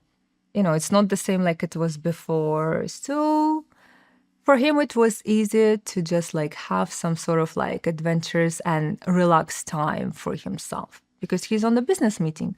But at the same time, why not to have some romantic emotions just for one night? Who would know? No one, right? So that's why it's an easy target. What about the other women at the bar? That time, how do you know that you're going to be the one that walks out of that bar with them? So first of all, there were not so many. I think as much as I remember, there were a couple of women. Second, I was the most beautiful. First of all, I was that time I was already skilled. Second, obviously that time I was the youngest one. And third, I was wearing the most revealing clothes I could possibly wear. So how did you approach him?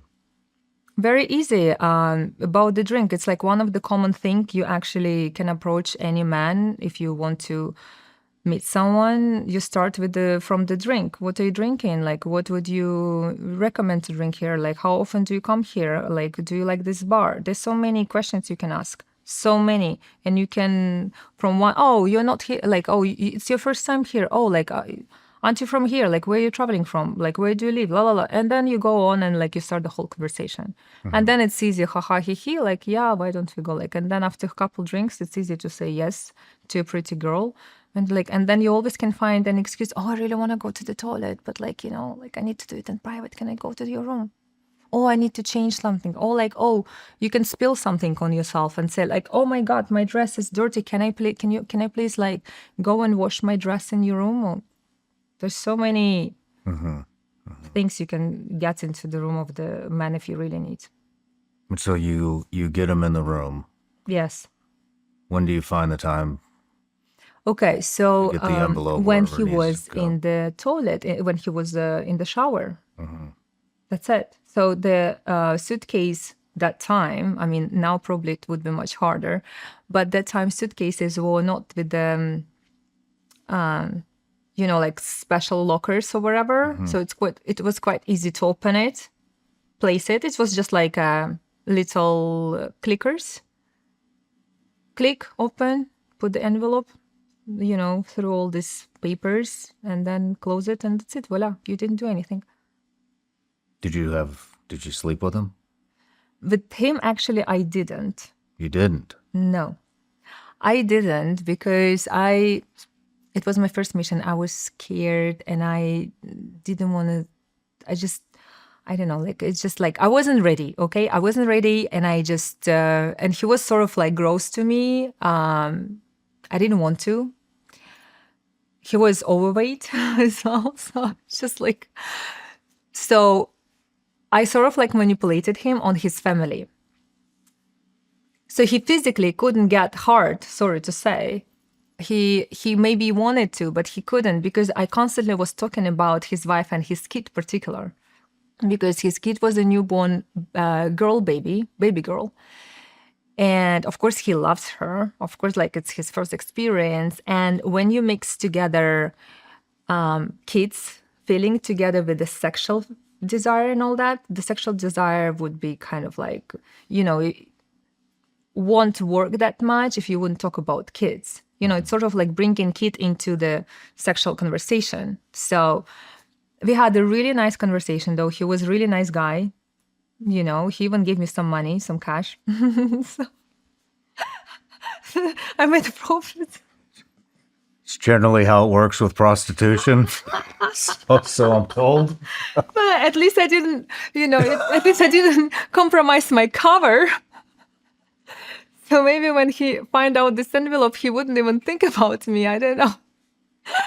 So we had a really nice conversation, though. And as much as I remember, he was a really nice and kind guy. And we were constantly talking about his family. And then in the end, he said, actually, we didn't have a lot of time, which was good. We only had like about maybe like 40 minutes or an hour because he had to like wake up for like meeting or whatever early.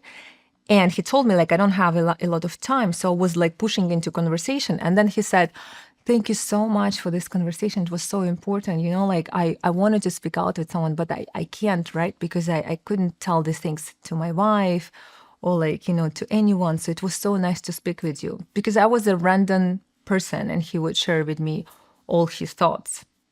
See, also vulnerability. What were you targeting him for? For giving this envelope. That's it. That was only my task. You don't know why? Was he a criminal? Was he a trafficker? No, he wasn't a criminal. It was, so I was in the academy at that time. It was my first task from my teacher. I don't know. So I don't know exactly why she sent me there. I would think she sent me there to make me fail because that time she had relationship with the colonel. And it was a love triangle, sort of. It was never love for me. But the colonel, when he sexually raped me. And the first one who said, like, when I entered his office, he said to me, do a blowjob. He was the one who actually, over time, fall in love and protected me from me having sex with the rest of teachers and actually with the rest of the whoever, like colleagues or whatever. So he was my shield that time, where I used him to protect me. But then things went wrong when he approached me with the engagement ring. This is while you're in school or after school? This is already after. This is after school. Yeah. So the relationship with him continues. So the relationship went on, yes. And so basically I share all the story into Difo, but like I'm just trying to make it short for your audience to understand. So we don't need to make it short. oh, really? I mean, okay. Okay, so, but I'll try to make it short. I mean, it's 17 episodes. Like, I was talking for 20 hours. I don't think we have 20 hours here. Okay, so, so when he took advantage from me first, I decided that I'd rather use him as my shield because I didn't want to be used by other men in the academy, because I've seen and I've heard so many stories of my classmates. So I said, like, no way I'm doing that.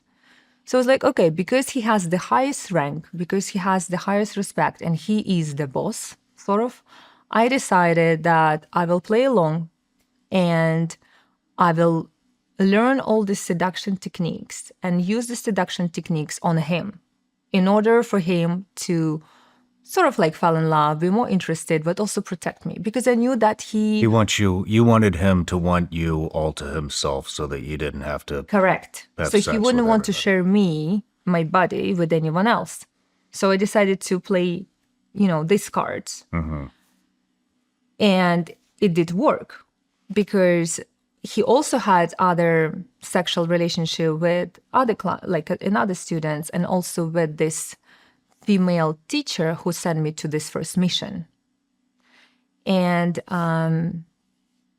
after some time, he established this trust because he told me he loved me, and he decided to get divorced and marry me, where it was not my plan. My plan was to have this cover of his name as much as I could in order not to be used by anyone else or not to be sent to really bad missions. Because what happened when I said no to his marriage, I literally didn't say no, but he understood that I wasn't really happy about that because, like, first of all, obviously I didn't love him. Second, he was my, the first, abuser and manipulator. And 3, he was like 30 years older, married guy that time. So like, what the heck, right? Yeah, okay, I had to play along because I didn't have any other choice. But going like this into serious relationship, imagine if I would be stuck with him for all these years. I mean, it would be terrible. So he understood my answer was negative. I didn't really say like no. What he did, he sends me to another department, to his sort of friend. Just like to say it before, he actually tried to pass me to his friend in order to have a revenge. So that man, my future commander, actually was the one who was very corrupted. And knowing all this situation with Vladimir, he still did it. He sent me over there knowing that eventually he would give up my name, because he actually was already working with Vladimir's colleague and army friend, who was the one who was bringing, he had all connections because of the Afghanistan war and all that. He was fighting there before. So he had all the connections. He was the one who would bring all the heroin to Russia through the Vladimir's gang and then distributed to Russia and Europe. So that commander actually wanted to rid of Vladimir because Vladimir eventually wanted to legalize himself. He wanted to become a businessman. He wanted to get rid of the drug business because he had money enough, he had power enough. So he wanted to do more like legalized business and become sort of like oligarch. Whereas that commander, he still wanted some black cash, some corruption, like, bribery money. Not through Vladimir, because he doesn't want it. So he decided to remove or like get rid of or terminate or whatever Vladimir in order to place this guy, his protege, who was bringing drugs from Afghanistan, to his position and and make him a new drug lord, the leader of the criminal gang.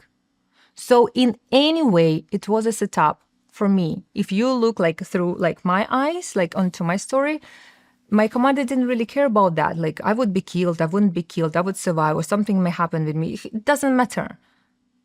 Because it still was a setup, and it was a successful setup. Because eventually when Vladimir found out that I was a mole and all that, yes, he saved me. Yes, he sacrificed his life. But eventually the commander won. He placed this guy into Vladimir's position, and they were continuing going on. Eventually, after certain years, I find out in the news that this commander got caught and he went to jail. So eventually the justice, thank God. Caught up with him. Yes, eventually. But it took years. How long was Vladimir a target of yours? About 8 months 8 months? of the relationship, yeah. Is this who you fell in love with? You see, press. They all say I fell in love with. You didn't fall in love. Honestly, like Shawn, like I even doubt I have ever been in love. To be honest, like I don't know if I can actually experience this feeling to a man. Unfortunately, I don't think I can, because like I'm looking at myself like over these years, I'm like, this one was target, this one was target. I had to do this, I had to do this. Like, have I ever choose any man just for myself? There's always an ulterior motive. Well, now when I'm out of, I'm in America right now, yes, so I'm out of all these missions and whatever. I'm by myself all these years. I don't know what is it. Maybe it's my problem with trust. Maybe I have trust issues. Maybe because I find men when I meet them quite boring.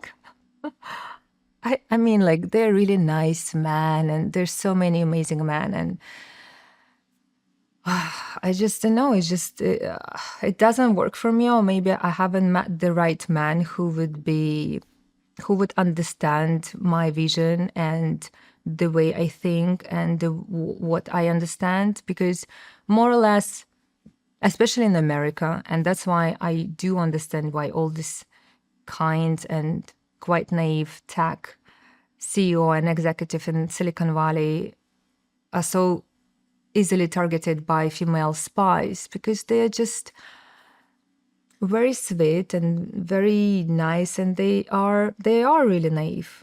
And that's true, but when you're naive at the same time, you kind of like, for me, it's not a challenge. It's not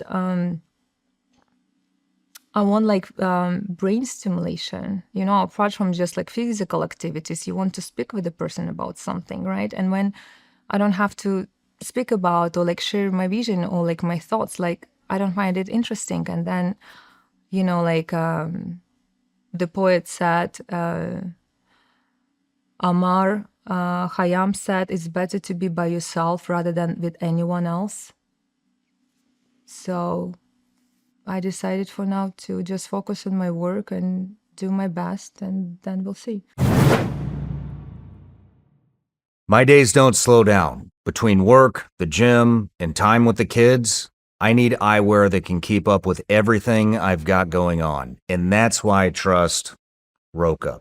I've tried plenty of shades before, but these stand out. They're built for performance without sacrificing style. I've put them through it all, on the range, out on the water, and off-road. They don't quit. They're lightweight, stay locked in place, and are tough enough to handle whatever I throw at them. And the best part? They don't just perform, they look incredible. Sleek, modern, and designed for people who expect more from their eyewear. No fluff, no gimmicks, just premium frames that deliver every single time. And that's why Roca is what I grab when I'm heading out the door. Born in Austin, Texas, they're American designed with zero shortcuts. Razor sharp optics, no glare, and all-day comfort that doesn't quit. And if you need prescription lenses, they've got you covered with both sunglasses and eyeglasses. One brand, all your bases. Roca isn't just eyewear, it's confidence you can wear every day. They're the real deal. Ready to upgrade your eyewear? Check them out for yourself at roca.com and use code SRS for 20% off site-wide at checkout. That's ROKA.com. Do you enjoy sex now? Yeah, of course I do. You do. So then you Listen, I was enjoy trained. being with a man. Every single time I have sex, I have intercourse, I receive my orgasm. You do. Always. Every single time. I will explain why. This is also part of the program of the training. So, as you know, I studied in Kinsey Institute. That's where I find out that 80% of females in the world actually do not experience orgasm with their partners during intercourse, which means that they don't know their body. And I have a lot of female students, they all come and they say the same. Like, I'm not happy in my marriage, like whatever, I don't experience orgasm, I have to pretend. So that's what's happening. When female pretending that she has an orgasm, obviously man, if he's not that stupid or dumb, he can feel it and he can see that. He may not say or whatever, but over time, that would be a problem between the couple, right? So what we've been taught, I hope some female audience understand me, but female orgasm is a female responsibility. No man know your body or what you really like. You have to know your body yourself. You have to know what do you like, what's your erogenous like zones, what gives you pleasure, where are you like this erogenous like sensual spots and everything. So, and then when you study your body, you know what do you like, you show it to your partner and you tell him, I like this, I like that, let's try this, let's try that. So together you have this amazing journey to experience, you know, female pleasure enhanced for male pleasure, because it's the highest pleasure for a man to give an organ to a woman. Am I right? Mm-hmm. So in our program, obviously, when we came, I was virgin. I didn't have any like understanding what is sex. So we've studied, actually, I give you one crazy technique, but please don't judge me. So we've studied this.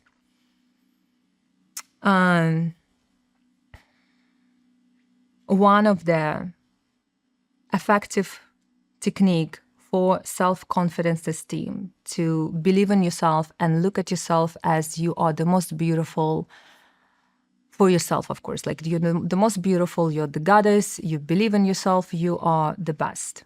And accept your body. Because, you know, we're all human beings. We don't like this, we don't like that, or like here we have overweight, here we have cellulite or whatever. This is normal. But we need to program our brain only on positive, beautiful features of our bodies and face. So what do we do as a females? Maybe it can work for men too, I don't know. So you need to stand in front of the big mirror so you can see yourself fully. Ideally, you would need to, you know, make yourself comfortable. So maybe play some nice music, put like scented candle. Maybe you should dance or wherever. Maybe have a bath like just please yourself in terms of like make yourself comfortable. So nobody also should disturb you and distract you. Then, depends. You can use sex toys, you can use your fingers, whatever is comfortable. You start to please yourself. And the moment you bring yourself to this peak of the orgasm, you need to anchor your brain. So basically program your brain. What do? You look into your mirror, and that's very important. Like you're naked or you're not naked, doesn't matter. So you basically experience the highest peak of the orgasm, right? That moment. So that moment is the most effective. You should, first of all, anchor yourself on the word. Choose one word, maybe two, but something short. For example, I'm the queen, I'm the best. Or like you can say like you're the best, whatever. You can say even mango, whatever. Like choose your word and say it out loud. So your brain remembers that. Then if you wanted to make it more effective, touch your, like find a spot on your body and touch it. So it could be anything. For example, it could be like a little finger on your right hand. It could be like, shoulder, neck like this, or maybe like hair, whatever you choose, find a physical anchor on your body. So this is another anchor. Plus, if you want a particular man and you want to seduce him, and you know exactly that this is your, let's say, target, ideally, you should place his photo on that mirror, on the wall, wherever, like so you can see him. And when you experience an orgasm, you look at this image, and better to say his name, this word. So you kind of like create this bridge between this image and your brain.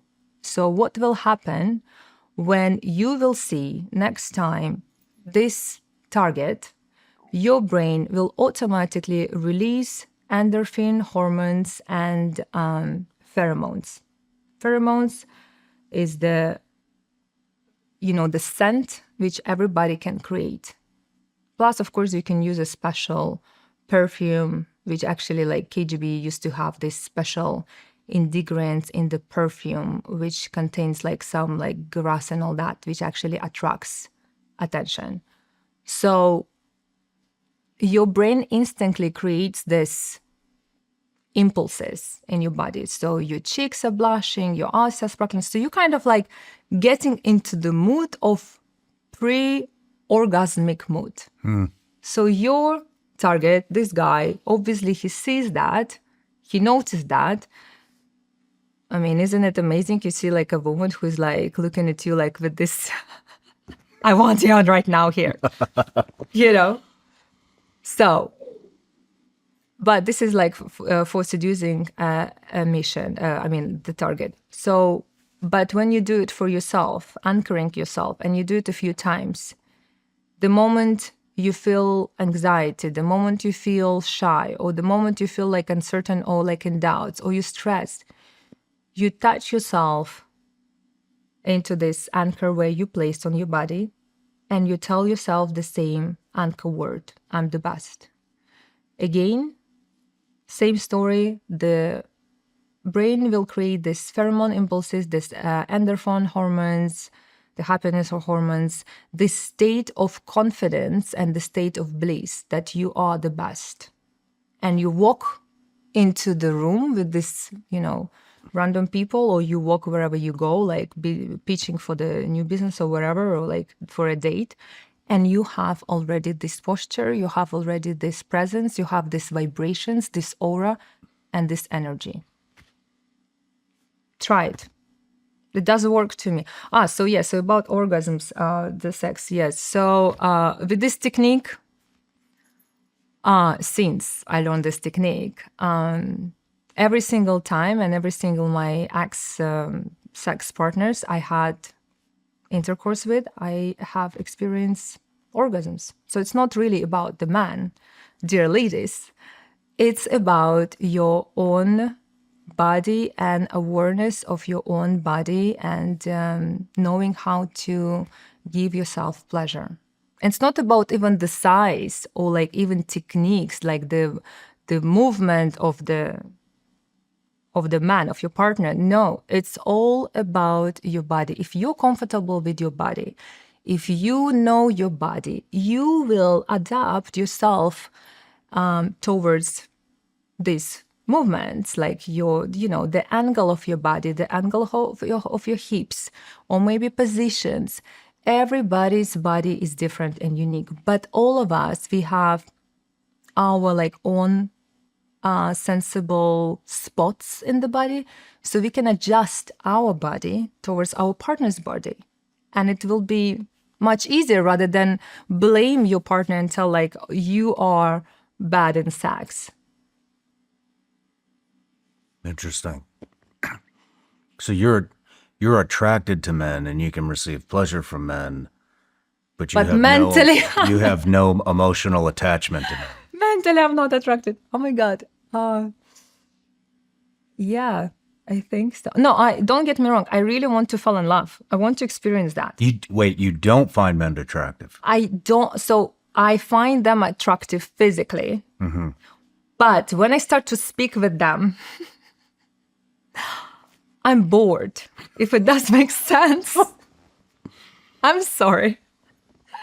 Does it make sense? Like, I've seen so much and I've been through so much that sometimes when I hear them, I'm like, oh my God.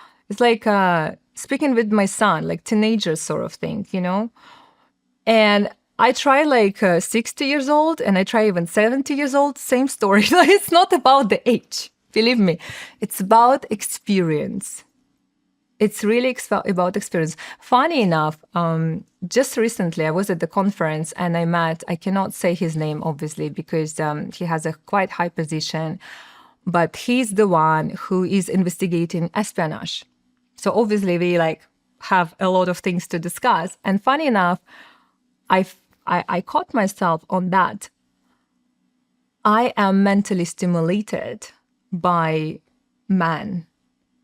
Finally. So I find him attractive because of his brain, where I probably wouldn't find him attractive with his physical appearance.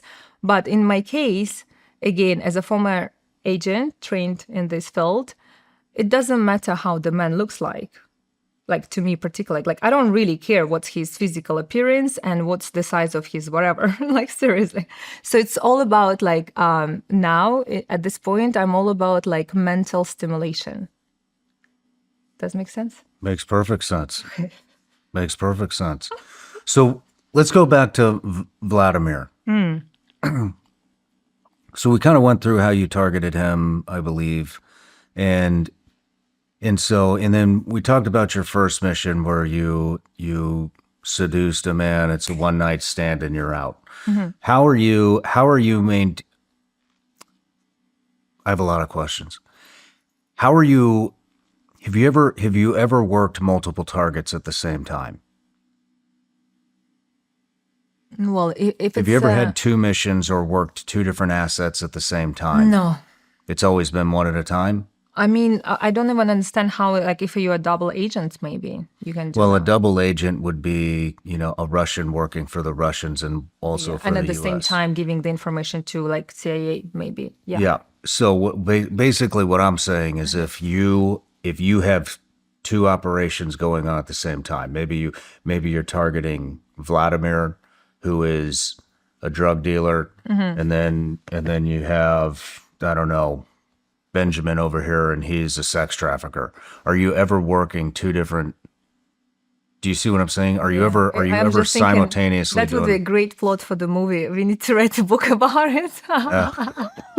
So no. Seriously. No. Okay. No.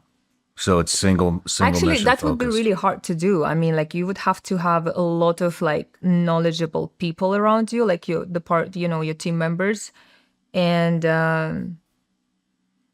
that would be really hard.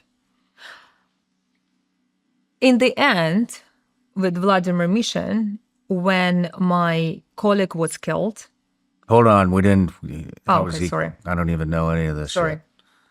So with Vladimir, How long were you? How long was he a target? So for 8 8 months. months, you said. Yes. And how long? Relationship. Okay. Like proper, loving, dating relationship. Okay. So what is daily life like? Are you 100%? I mean, is he? Because there's no on and off time if you're a true operative. You're with them all the time. Right. Correct? Exactly. Is that Yes. how it works over there? Yes. But I pretended that I studied in the university. So when I would sort of go to my lessons, I would meet with one of my team member and pass him the whole information. So the next day, or whatever it is, they would send this sort of SWAT team and arrest, criminals distributing, heroin. So you're able to I was. pass on intelligence damn near every single day. Not every single day. Like they were not selling like big quantity of heroin every single day, but like once a week, once in 2 weeks, there would be some activities going on. So I would hear the information from Vladimir because yes, I would sleep with him, I would eat with him, I would even cook for him and for his brothers. That's the way they call each other. Like, criminals, colleagues, they would call each other brothers. So I would cook for brothers, basically listen, who's saying what, getting into these events, like, they would go to clubs almost every day. So just hanging out with them, like picking up everything, like also establishing relationship with their girlfriends. They all had like, females, like girlfriends, or like somebody they spend time. So also like hanging out with them, finding out like, oh, where was Alex yesterday? Like, I didn't see him in the club. Oh, he was at this, like, oh, I don't know. But, like, I heard he was speaking on the phone about, like, he went there and here they were, like, doing something. And then, like, this happened. So these kind of things,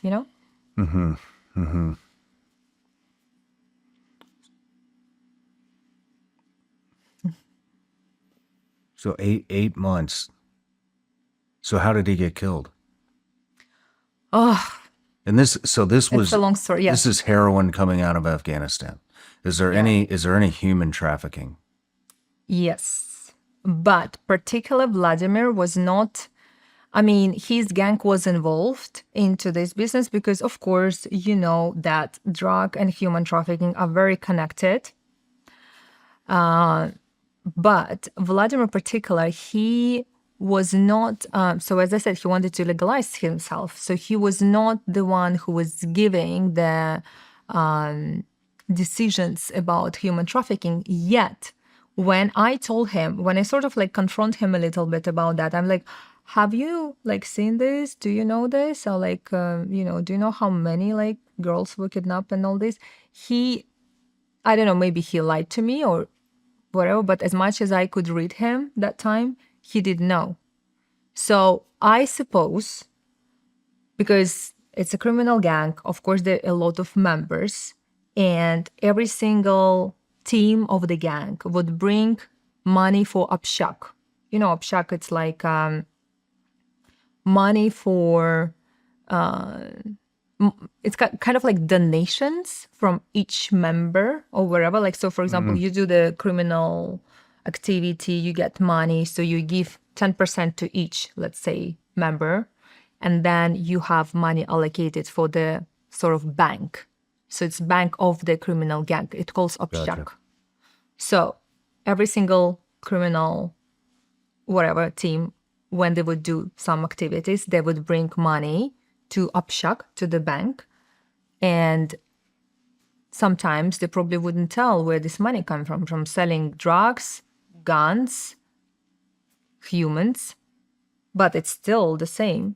Because again, who is covering them? The whole activity? The government. Wow. Were you ever in a situation where you thought you were compromised? Yes, in the end.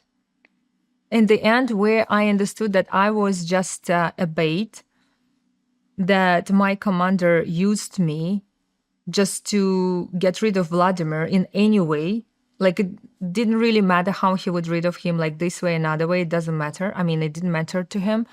But he was the one who actually gave up my name to criminal brothers, to criminal group.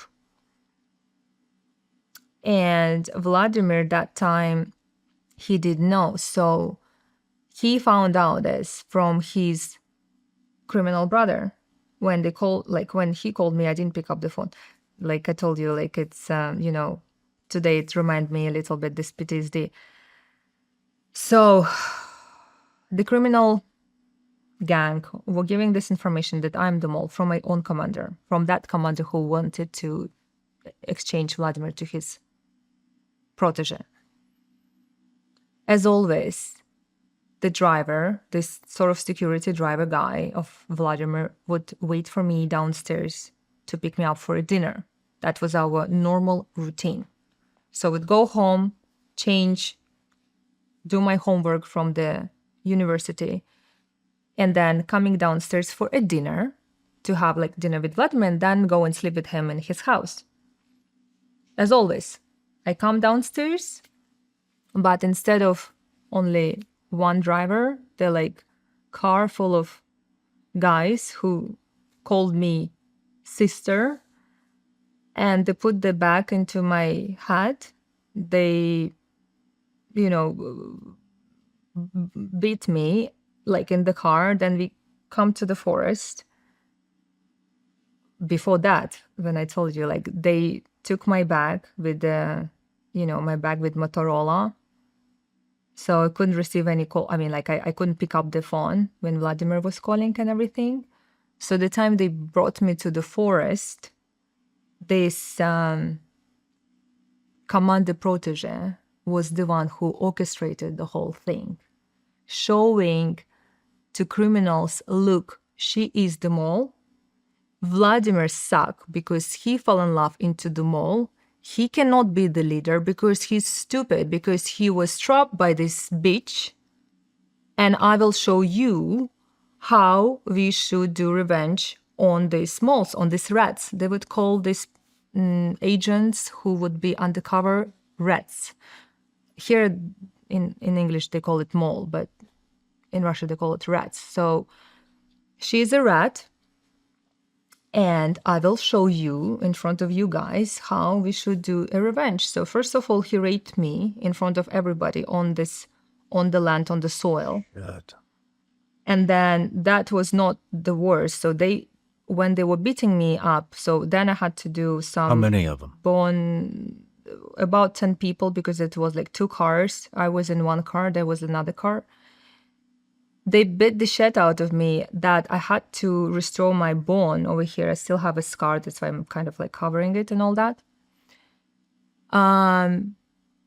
Vladimir that time was expecting me for a dinner, as always. They didn't tell him yet. So he was calling me, and then I didn't pick up the phone. So he started to call to the driver. Then this guy who just raped me told him that, oh, she is a rat, she's a mole. So we're fucking killing her right now. Like literally, we are in our spot, which is a forest, who knows where. Then what they do, they basically dig in the hole, put you in the hole and like finito, and then nobody will ever find you. So Vladimir gave him order to bring me to him and they didn't want to, but Vladimir said, like, I will finish her. Let me, as a leader, let me kill her because this is my responsibility. I need to do it. Eventually they were like, okay, so he wants to finish her. All right, let's do it. So the time they brought me to Vladimir, to his house, I was all bleeding. I was all fucked up. And, sorry, so difficult to remember this thing. I'm so sorry. Are you okay? Yes, it's just getting back there. It's really hard. Like so I try not to.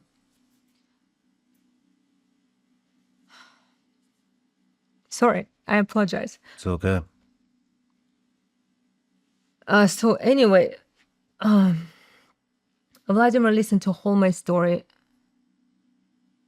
I think he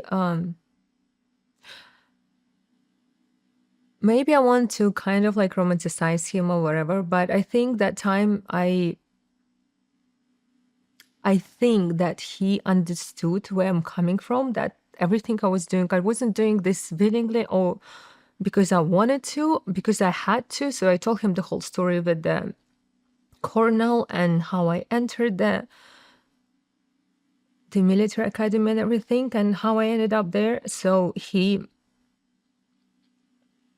gave me some also information he knew about his friend, the army friend. And then it's sort of like we had like all these puzzles, we put it together, like all these, little details, we put it into one big picture where we both, that time I didn't know, but we both understood that my commander just wanted to get rid of Vladimir in order to put this, his protege, his like Vladimir's friend, to just like get more money. So Vladimir created this plan, which I followed. So basically that night, so he didn't kill me, obviously. He knew, I think, that he would be killed, but I think and I told him, like, you're risking your life if you're staying here. Why don't you go with me? Because he gave me telephone numbers with all the foreign friends in Turkey and Greece. So that's actually how it, like, this contacts, these people, his former friends, helped me to move and actually, like, relocate myself there. I asked him, why don't you go with me? I don't know, was it love from my side? I don't know. But I asked him, why don't you want to go with me? He said that he cannot leave everything he created. All these people who relied on him, all these people he have been trained and raised. He would take all this, underprivileged, underage kids, build gyms, like workout places where these homeless kids could come and have food and roof under their head. Because as I said, after like this revolution, after 1991, there were so many kids, like homeless kids. And they didn't have family because parents either like would, become drug addicts or alcoholic or die or whatever would happen. All these kids were like on the streets. So these kids were sort of adopted by Vladimir, and he created all these gyms facilities for them where they can actually live. And after some time, maybe it was his purpose also to raise an army for himself for the future activities of his. Because after when they would grow up to late 18, sort of like 16, they would participate into his gang. Who knows? But at least he didn't let them to die. I don't know. So he said, I cannot leave them like this. I have to do something. I have to find another leader in order to, take care about this business, take care about them. And of course, I think he wanted to revenge with this corrupted commander of mine. So that night, he placed me into the car with the driver whom he knew, but he wasn't the criminal. He was his friend from the childhood, from like the school or whatever. He drove me to another city, to a safe house. And then literally after 2 months, Vladimir was killed by his own. I mean, they don't say who and how and all this, just shot.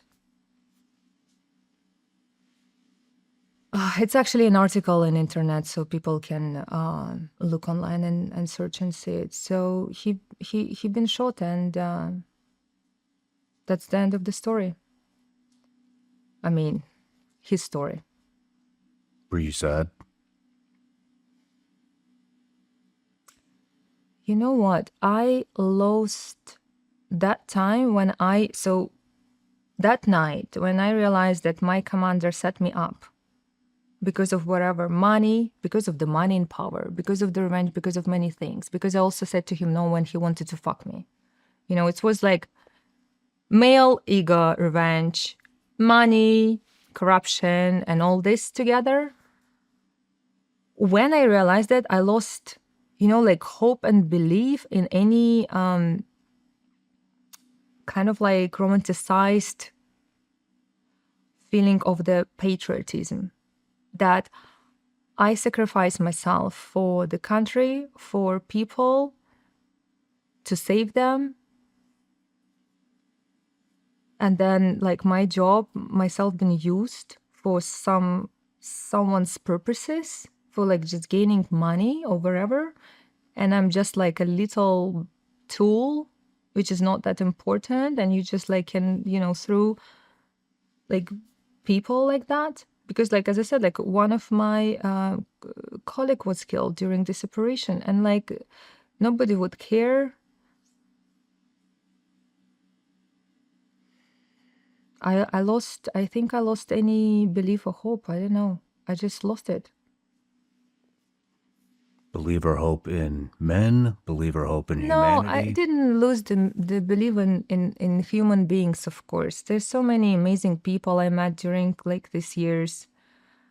As I said, like I don't have any negativity towards men, of course not. But I was raised in a with very patriotic feelings, like, your grandfather is a hero, your father has all these medals, like your father has such a name, it's it's amazing feeling when you go, and sometimes it's difficult or dangerous missions, but you feel like your job is so important, even though it's hidden for public, but your job is so important because this allow civilians, like normal people, sleep peacefully in the warm beds at night while you are during this night in the freezing cold air, like doing something or like, doing your job.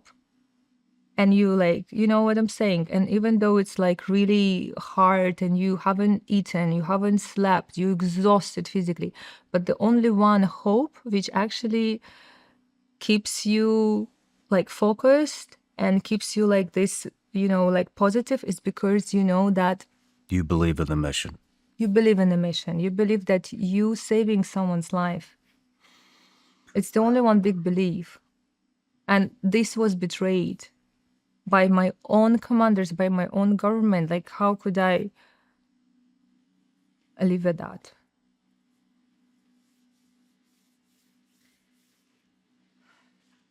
It's life, I guess.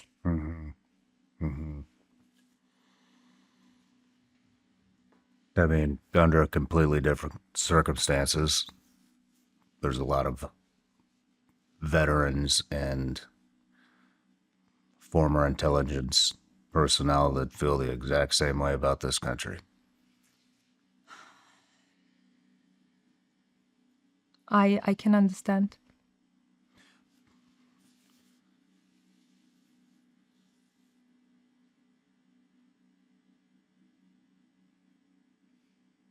You did feel an emotional attachment to Vladimir, didn't you? I felt that, one of my dreams actually is very connected to his. And I think he inspired me to do that. I see exactly myself in 5 years where I want to see myself, where I work for that. Where like I see myself in 10 years, in 20 years, and I see myself when I will be like, before I will be dead, where I want to see myself. And I want to see myself ideally in the island with a big, big house where orphan kids from all around the world would live there and be raised there as a family, disregarding to the fact what nationality they are, what race they are, what background they are. Educate them and raise them as a sisterhood and brotherhood, and just give them this chance and possibility of having the roof and family. And I think this dream was inspired by Vladimir, because that's exactly what he was doing. Maybe I had attachment with him. I don't know. Maybe that's why I cannot, have another Attachment to relationship. anybody else? Maybe. But look, from another hand, it's such a beautiful sacrifice, right, of man. He sacrificed his life for a female he loved. Beautiful. Very noble. Even though he was a criminal. But still, it's a beautiful, action for a woman, for love. I appreciate that, and I really respect. And I think that one of the reasons why I share this story is because to bring this awareness also that this man exists, that man can do such noble things for women if they really care about women and they love them. So it's something really beautiful can happen if you really love someone. How often do you think about him? About him?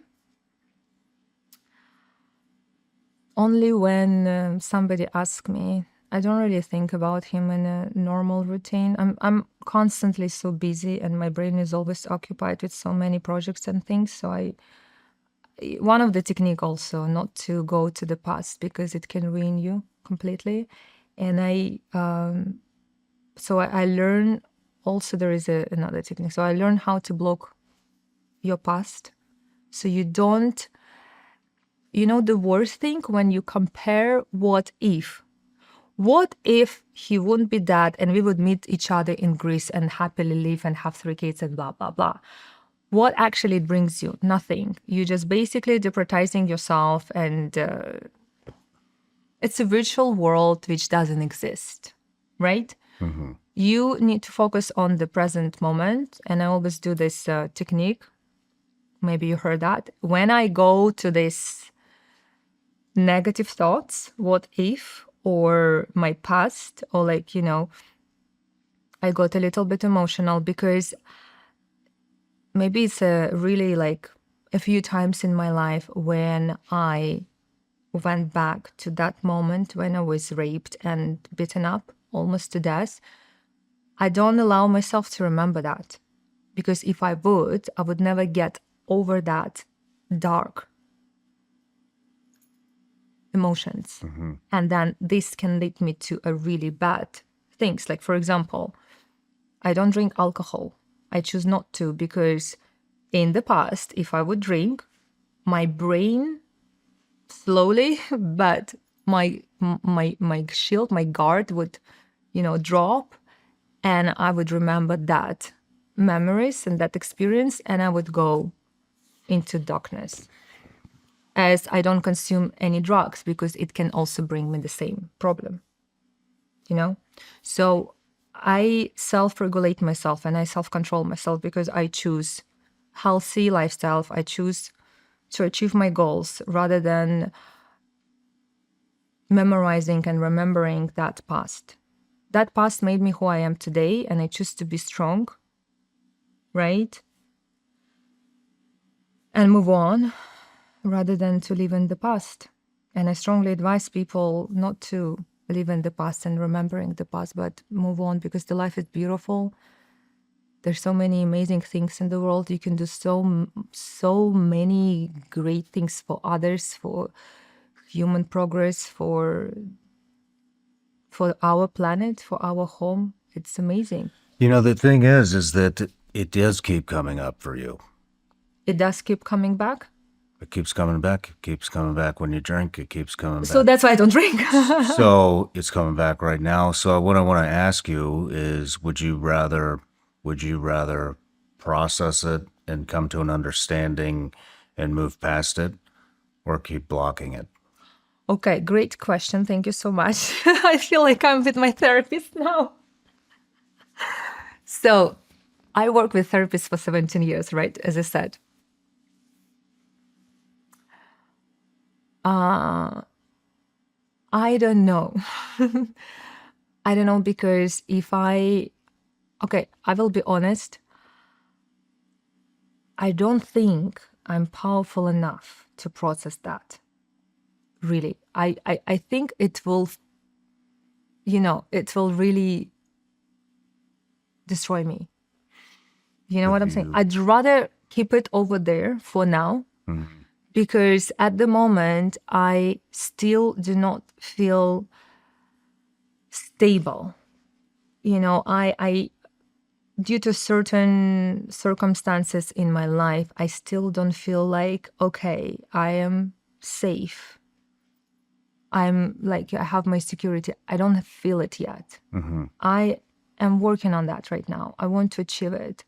Once I will do it, maybe it would be enough power, enough energy to go back and process that. But right now, I'm in a kind of like vulnerable position right now. Still being here in US for like 5 years, I'm still in a very vulnerable situation. I don't want to go there so dark and work on it. I have not, you know, I don't have power enough to do this. Have you ever heard of psychedelic therapy? I've heard, and again, I am scared to do this. Like, you know, especially in Los Angeles, they're all about like ayahuasca and like this, like ketamine therapy, right? I am scared. I'm scared to do this. I'm scared that I will not come back, you know, mentally. I've done it. Did it help? I don't know, Shawn. Like, I'm scared. See, the thing with it is, I talk a lot about that on this show, and you know, the majority of the people that I talk about it with are you know, former special ops guys that have done just horrific stuff.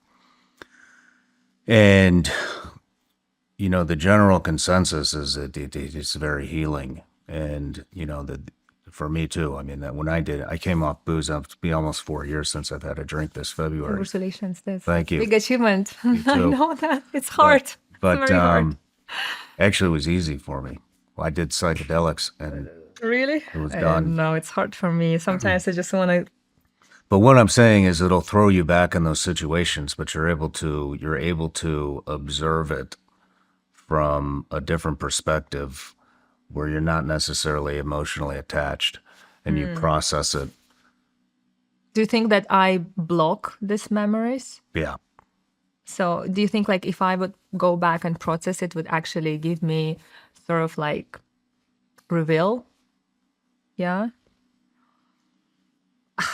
Only maybe with the I think you would be specialist. able to think about it and move past it from an unemotional. Like, this happened to me. It doesn't define who I am, and it's okay. Well, I almost came to the state that it's okay. Like, I'm grateful to my experience. If not this, I wouldn't be sitting here, right? So I'm grateful and I'm blessed. But maybe with the right specialist, as I said, like I have a trust issues, obviously. So even with a therapist, I'm very careful about what I'm saying or whatever, because of, you never know.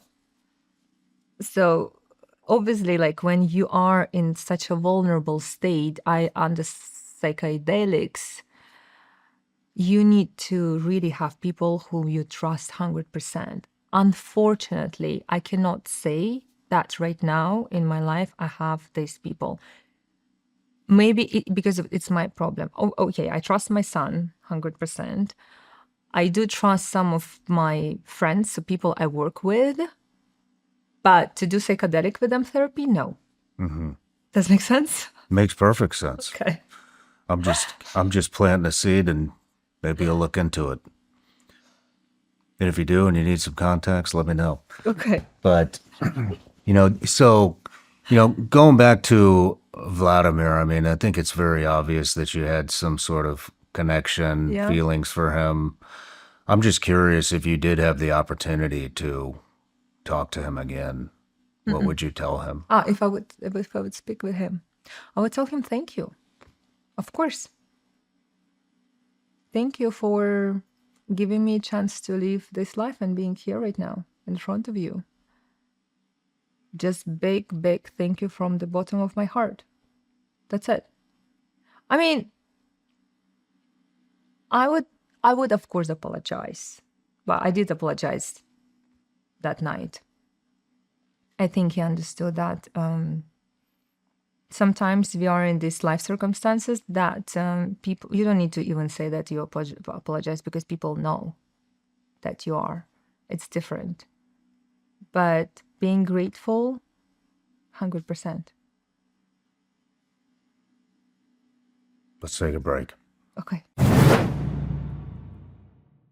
As the weather gets colder and the year gets busier, sleep becomes the one thing you can't afford to neglect. Between holiday plans, hosting, travel, and peak sixth season, getting real rest actually matters. I switched to a Helix mattress because I was tired of waking up hot and dealing with back stiffness. Their sleep quiz matched me to the exact model I needed, and it was spot on. No more night sweats, no more getting jostled awake by movement, just consistent, solid sleep. Helix is the most awarded mattress brand for a reason. Reviewed by experts at places like Forbes and Wired, delivery is fast and free in the US, and you get a 120-night sleep trial plus a lifetime warranty, so there is no gamble. With everything ramping up this time of year, this is the best time to upgrade your sleep setup. While you're checking everyone else off the list, don't forget to give yourself that one gift you'll feel every single day: better rest. Go to helixsleep.com/SRS for 20% off site-wide. That's helixsleep.com/SRS for 20% off site-wide. Make sure you enter our show name into the post-purchase survey so they know we sent you. helixsleep.com/SRS.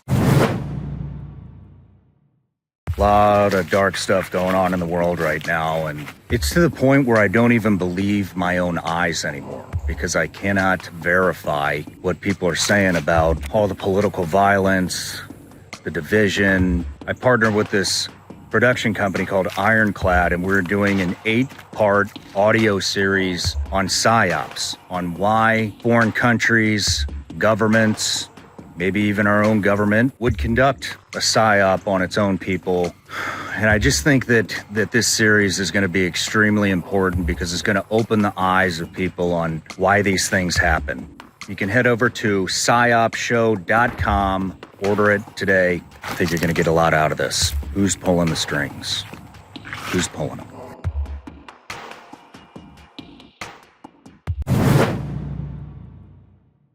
You know, some people say that, oh, so her, like, you know, basically the story about her being a spy, it's a cover to cover her real identity. She's still a spy because she goes to all this, like, here, she goes there, she has this life, so she's definitely a spy. I'm like, oh my God, these people. Well, everybody thinks I'm a spy too. Really? They do? Yeah. They don't all think that, but a lot of people think that. Okay, so this is kind of normal when you speak about this kind of thing. So people think you are a spy. Mm-hmm. So in America, it's kind of normal because I will explain. I don't know, like you can totally recall that. So what I was surprised when I moved to America, you see, I lived in Europe for 15 years, right? When I told some people about just like my very close people. So for example, I was dating Lord, a British Lord who was very close to royal family. So I told him like about, you know, my past. So we still have a really good friendship and all that. He told me, sweetheart, please do not share this to anyone in this country. Like, just don't. I'm like, okay. So I didn't.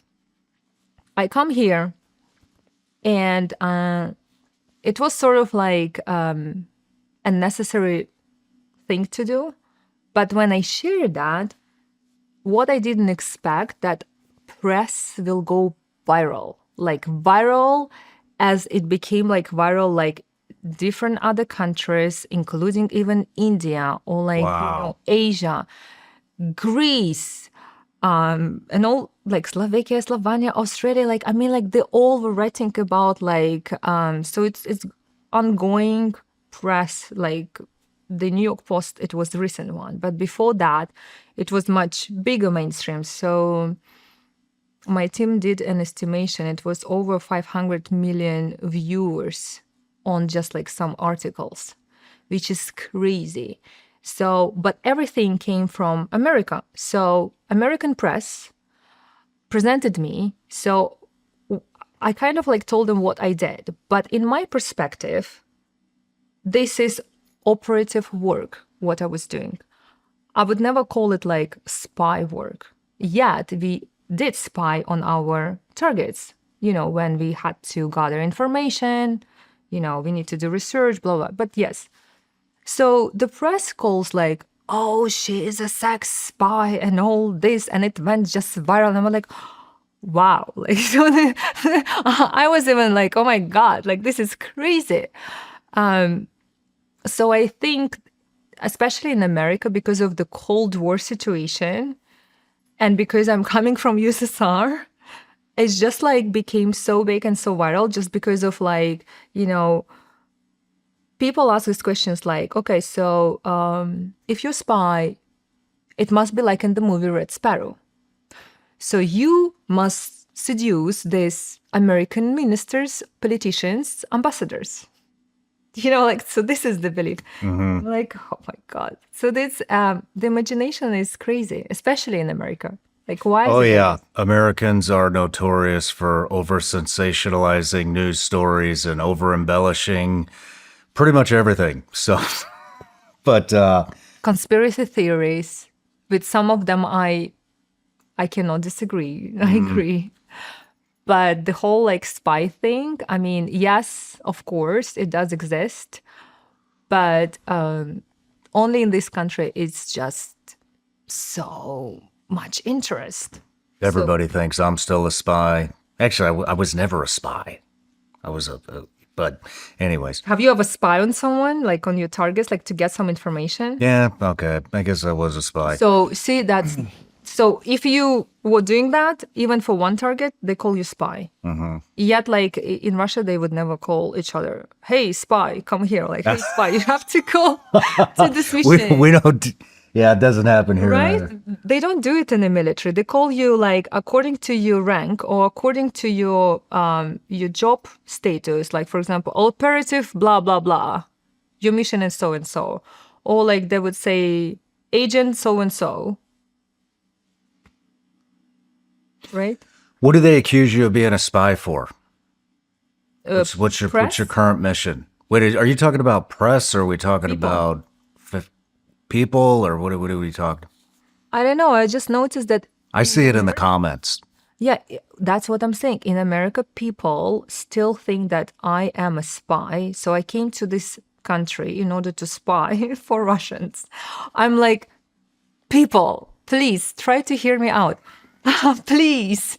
I'm sitting here in front of Shawn Ryan and actually giving my whole story away, like telling the whole thing about myself. If I would be a spy, an active spy, would I want to do that? I mean, what for? It's so weird even to think. See, they're like going to that. say that that's the cover. Yeah, exactly. That's what they say. This is the cover. She was told to say that. They're probably fucking spying together. Now there'll be a whole narrative out there crafted that we're a team. I don't know if we're working for Russia or the EU. I don't know, but what they're going to come up. Plot. So a Russian spy and American spy got together at the podcast. And do a podcast. Oh my God. It's hilarious. But yes. And then there'll be the other people that'll be like, see, they have to tell you what they're going to do before they do it. This is what this is. Yeah, and this then is, like this this actually is will welcome happen. to the internet. But anyways, we talk about this shit all the time. All the time. Okay, so But I am curious. I have a question. If I was spy. Okay. Have you ever worked in Silicon Valley? Oh my God. Yes. No shit. Sorry. Yes, I did. Okay, so and then cut. This is like a short, and then the government. She just. Here it is. She just said yes. Okay, so I was actually invited to Silicon Valley, San Diego-based company, a very big company, to actually give a public speaking in front of CEOs and executives to talk about spy techniques, how to prevent manipulation, how to spot lie, how to read people, and how to increase sales using spy techniques. Nice. So, yes. Actually, I was invited by ABC and Hulu. They want to do the same. They want to kind of like film me giving a lecture about how to prevent manipulation for executives in Silicon Valley using these spy techniques from female spies. Just funny. That's a real problem over there. Why? You mean like because of the... That is a big problem, especially with the AI race going on with China right now. That is a big fucking problem. Yeah. So what do you tell them? What do you tell them? What are they looking out for? How do you avoid espionage in Silicon Valley? As you said, like we just discussed that. So number one, be very cautious, be aware of these sort of potential fake female accounts when they love bombing you. Why bombing? and how? Like how did they find you? Why do they text you? Okay, we know what they want. Oh, like I just want to meet you. I think you're cute. How you like possibly can see in this little picture, like how the person looks like, right? Most of like accounts are private, especially in LinkedIn. There are not so many pictures. These Silicon Valley tech executives, they definitely don't have Instagrams. Probably not even Facebooks. So as Jane... Here's a good rule to live by. This is just a good rule for everybody to live by. If you've never had a 10 come up to you and want to fuck you, and all of a sudden they're coming around, it's probably because they want your money or your tech. Yeah. Or like You any information. You didn't turn into a 10 overnight.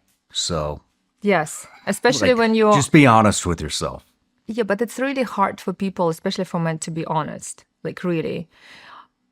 I spoke with one person who is in Silicon Valley and CEO of a very big company. Cannot say his name and the company name because it's quite big. So he knows who I am. We spoke, we know each other through friends. And he goes, you know what? So I'm sitting in a restaurant, like for the lunch break, and this beautiful, gorgeous, Slovakian-looking, hot girl comes, and she's like, you know, pampering me with compliments and like blah, blah, blah, and all this. And she wanted me to go with her to have sex, like straight away. But he told me, I didn't know. He said I was wise enough. I understood that she probably was a spy. So I'm so good I didn't go with her, even though it was so hard to resist. Do you think she was a spy? I'm like, oh my God, dude. And then another comments also from Silicon Valley guys, also quite big, you know, corporations, big status, executives and all that. They said, so what? At least I will be fucked by gorgeous girl. Why not? Wow. I'm telling you that it's crazy, but that's you know, comments I receive. Wow. From them. Yeah. How many? I'm just, I am curious. I mean, how many? Is this common knowledge in Silicon Valley? Does everybody know? I think now it is because of the Times article, but before I don't think so. You know how many actually Slovakian women go there to target potential future husbands? Like, Probably it's unbelievable. I know the story. Hundreds of thousands. Yeah, I know a lot of stories actually. Do you remember like 10, 20 years ago, it was very popular, these websites, dating websites. They would call it like Russian wife or like bring Russian wife or like Russian date or whatever. So Mail order brides. right. So this American Silicon Valley-based man would go online to find Russian or wherever, like Slovakian-looking woman, speak with them online. Before seeing them, make for them bride visa so they could come from Russia or Ukraine or whatever countries to America to meet with them for like, I think the visa was for 6 months.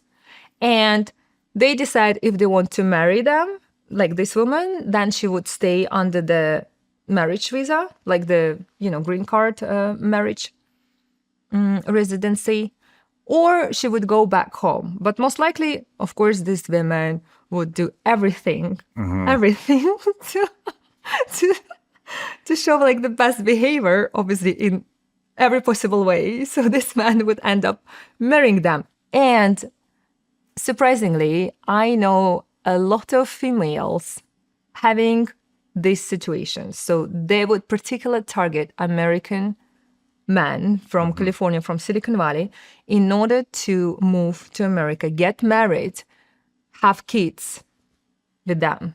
And then who knows, maybe still deliver some information to the government. And I spoke with one of them, and you know what she said? We spoke about this, and there was like some sort of like conflicts between different women. One woman would say, how can you actually create a family and raise kids with your target?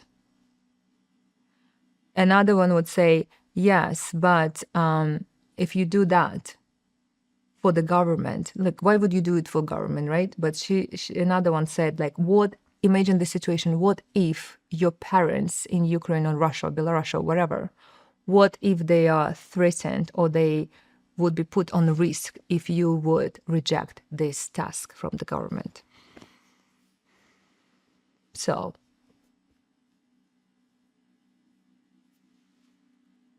Man, how many spies do you think are over there? a lot. How many countries?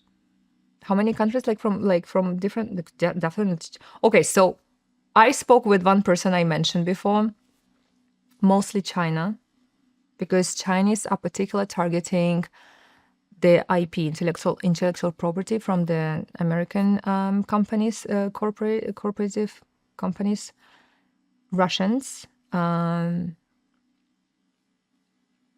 not so much Mossad. British, they said that's not in a good shape right now. Sorry, but it is what it is. I mean, I spoke with the pro. That's a very classified information, but it's actually truth. So you see, the point is that the Chinese secret intelligence and Russian, they don't really have human rights law as high as in America. So for them, using humans, it's quite common and normal. Okay, and besides, they don't have that much money to use technology, so it's easier to use humans. Are you still in contact with any of your family? Yes, of course. Your father? Yes. How No, do we you think? we speak time to. I mean, like not every day, of course, but we speak like once a week or 2 weeks, just to check on them. We cannot speak anything about the war, political situation, anything like that. We usually speak about like, about the house, how do they feel, and what's going on in their life, and I just speak about my job, and that's it. Have you and your dad ever had a conversation about your previous career? Yes, and you know what my dad said? Even like 2 years ago, he said, maybe you should come back to Russia and, reinstall yourself in the military and continue working. So at that point, I understood that I love my dad, I love my family, of course, but it's he doesn't get it. You know how like it's just he doesn't understand, he doesn't see what I see, and it's impossible to teach him or trying to explain him, because I did try to explain when the war started. But it went to the argument. So my mom said, please don't speak with him about this stuff. Just don't. Wow.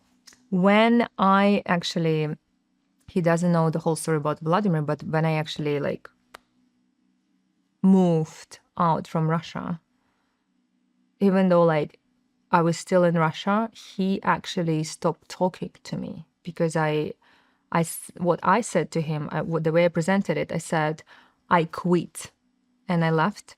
So my dad didn't speak with me for over a year because I betrayed his plans and his goals on my future and sort of the family. I kind of like let him down, if you understand what I mean, because he was portraying me and believing that I would be, you know, having this like high rank and maybe like, you know, he would be proud of me and all that. I went to a completely different path. I don't understand if he, I mean, I think he doesn't understand that and he doesn't approve that. But at the moment, it is what it is. Of course, he would want to have, for me, different future. Man, that is fucking tough. I mean, how would you go back to Russia and work in an intelligence unit anyways? I mean, you've abandoned. I could if I wouldn't go public like I'm doing right now. I definitely could. If you didn't go public, but you are public. Well, that's why I decided to go public, because I'm like, I'm so done. I don't want anyone contact me. I don't want anyone to be sent. I don't want to be attached. Oh, this conversation with your dad was before you went public. Mm-hmm. Okay. Yeah. Yeah. So now when I'm like public and all this, so the good thing, they don't have social media because it's banned in Russia. Like, you know, Spotify is banned. WhatsApp is banned. Every single platform are banned in Russia. Sometimes they don't have internet. Some days they don't, like, they literally don't have internet. So they cannot really go and see. The only one platform they can check is my Instagram. But my Instagram is all about fashion. So when I moved to London at 30, I finally was like, okay, so finally I can do something for myself. And my dream was to work in fashion. So I was enrolled into top fashion universities, Istituto Marangoni in London. I got my master's degree and I started to work in fashion. And I was super happy because I was working for a really big publishing house like Condé Nast in the UK for Vogue and Tatler and Vanity Fair magazines. So for me, it was very, like, you know, big and prestigious. So I created my fashion blog in Instagram. So everything is about fashion. So I go to fashion weeks, Milan, Paris. I promote fashion brands. I get paid. So Instagram is my, you know, my revenue, but as a fashion blogger. So I became an influencer in fashion much earlier than I revealed my identity being a secret agent. And sometimes people, they don't understand because they don't scroll down the Instagram to, like, you know, to my past, and they say, oh, she revealed her story about being spy because she just wanted to become an influencer. I'm like, where is the logic here? Like, why don't you just scroll down to my Instagram? Why don't you see that I got 1 million followers much earlier than I revealed my identity being a spy? You know? And it was like, I was living in Europe mostly of the time. So my dad and my family, they don't really, and besides, they don't speak English, so they don't really understand this kind of things. They just see my Instagram. Oh, like, she's wearing this nice dress. She's on the red carpet here. She's on the red carpet, like in Cannes and Venice, or wherever. So, okay, you know, that's it. So what's going on, like, with the Spotify and, you know, YouTube? They don't have access. Gotcha. Yes. Thank God. Well, your fashion career has gone. How long have you been in fashion? 10 years. 10 years? Yeah, I'm 40 now, so I've been there 10 years. I started from 30. You're in everything. I mean, I'll probably misspeak here, but when I went through, I mean, it's like Vogue, glamour, vanity, like everything. Thank You're you. in everything. Thank you. Well, impressive. I love fashion. I was born in Soviet Union. There was no fashion at all. So I was, stitching and tailoring clothes for dolls, and then for myself, and then for my friends. So fashion, I always like love fashion. I wanted to kind of like have my own style and all that. So if you really like, implement yourself and all that, of course you can achieve everything you want as long as you work hard on that and you're moving on. So that's what I'm doing, and I'm very happy that my son just recently signed a deal with the top 4 model agencies in the world. Congratulations. Thank you, he has really good physics parameters. The only one thing, I need to manage him because you know how fashion industry is. It's entertainment and all that. So he has to be very careful. So I would be the one who would guide him, introduce him to designers, be there as his manager, and just help him to go through. So yeah, I'm very excited about that. Right on. Congratulations. Thanks. Do you use your seduction techniques to get what you want today? Always. Today? Today. No, today I mean like, first of all, you're a married guy. Well, I don't mean to me. I just mean in anything. To audience, high audience, too, like me. I mean, to advance your fashion career, to get anything that you want. I mean, do you use those techniques? In my normal life, yes. And I would say this is my DNA, always, but in a good way. You see, you can use spy techniques for good. Like, for example, you want to motivate or inspire your colleagues. That's why, congratulations, you're top 1 podcast in YouTube and in Spotify. Why? Because you inspire your team, you bring them together, you motivate them. Because alone, we can't do all this job. We need like right, good team next to us doing, this mission together. Mm-hmm. Like in the military, you cannot do the mission by yourself. You have to have the right team with you, right? So how to motivate people, how to inspire them, giving right compliments, programming them as well through anchors, but in the right way. Or for example, a wife can inspire and motivate and program her husband in order to kind of like push him a little bit to be more successful, to have a desire to make more money, to do something, to kind of like create more things, So spy techniques can be used for good.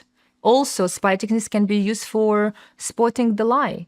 What if you receive all these offers from potential business partnerships, but they actually trying to lie to you, taking advantage from you? What if you can actually, it's not just like gut feeling, but it's also understanding the body language, the eye contact, like analyze their words, right?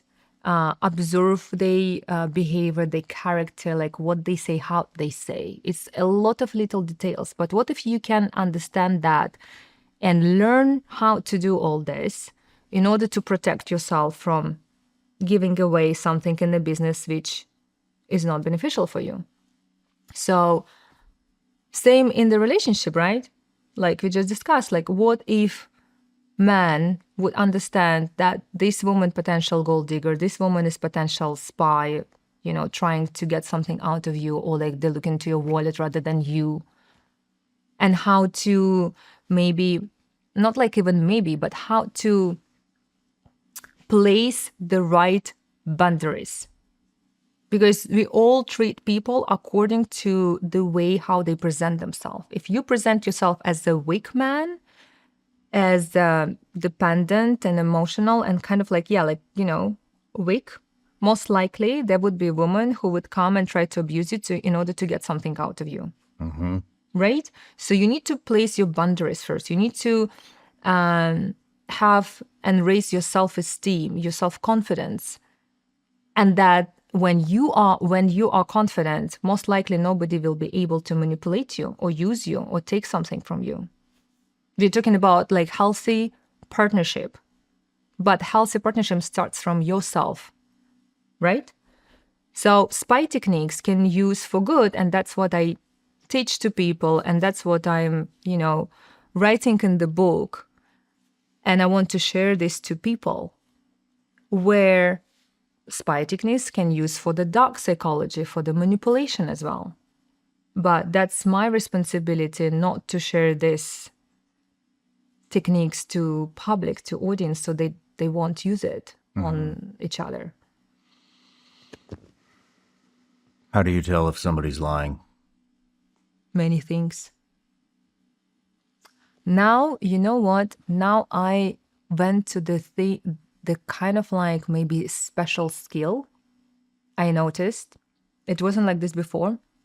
Before I would analyze according to the theory. Now I can actually, without even body language or the whole presentation, I can smell the lie, which is so funny. But I think it's over time, practice, and wisdom. So number one, for just people to understand, number one, how to spot the lie. When somebody tries to push whatever they want, and they try to push you in a way that hurry up, like we need to do it now. Like today is the day, like now is the time. We need to do it now. Let's do now. Come on. Like when somebody is rushing you like this, and another person, for example, would distract you with talks or other activities or whatever. This is a big red flag. So you need to guys, give me some time. Let me think. This is really important to remember. So never make any decisions when you are in this rush situation. Second, the lie. Yeah, of course, body language, but we all know that, right? So people say, well, I wouldn't say that this is actually work. Like when people look up left or up right, usually left, they're saying it doesn't work like that, because that could be a confidence problem. Yeah, or sometimes we remember something, sometimes we think about something, or sometimes I can go like this and thinking looking at your beautiful picture over there, for example. There could be so many thoughts. I wouldn't stress particular on the eye position, but body language, yes. So when somebody's hiding something, they usually hide themselves, right? Usually women, they sit either like this, it's a very close position, or they put the back on the knees, also closing position. Or again, when you're covering your mouth, or you covering your eyes, or you so you try to, whatever you say, but you distract. You're looking for something to do. Yeah, at the same time, you kind of hiding something. You feel it, right? So check the whole posture. How is it? Some very skilled liars, they would take care, but they would control the body language, of course. So you wouldn't even notice on the body language. But then it's so important to understand what they're asking from you. Obviously, if a random person comes to you with an offer and pushing you or placing you in the situation you cannot say no, that's definitely a manipulation, and you should just withdraw yourself and just get out from this and take time to think. And also important thing, check the person, of course, check the social media, check people, ask people if they know this person, if he's legit, if he's not legit, what has he done, who does he know him, what kind of relationship he has. It could be about women and men, doesn't matter. You need to check, now we live in the internet world where you can check everything about anyone. There is a great website. I checked one person recently. You just pay a couple bucks and it gives you the whole thing, especially in America, which is fascinating. You get the address, partners, marriages, and all that. Why not? So check people before you are getting yourself into some situations where you will regret after. Would you say be aware of people that don't give you the opportunity to talk? Fast talkers, overabundance of talking, Yeah. is an avoidance of questioning. Yeah. Destruction. They destruct you with their talk. So you're kind of like you're lost. So you cannot like even hear your thought process because you're like distracted with the conversation.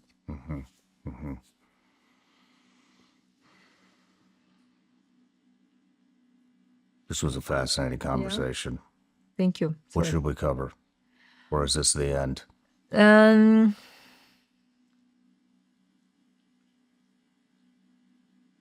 I don't know. You tell me. I'm like, we went from like crying to laugh.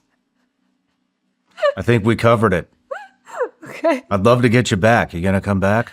Yeah. After I will do psychedelic therapy, Right.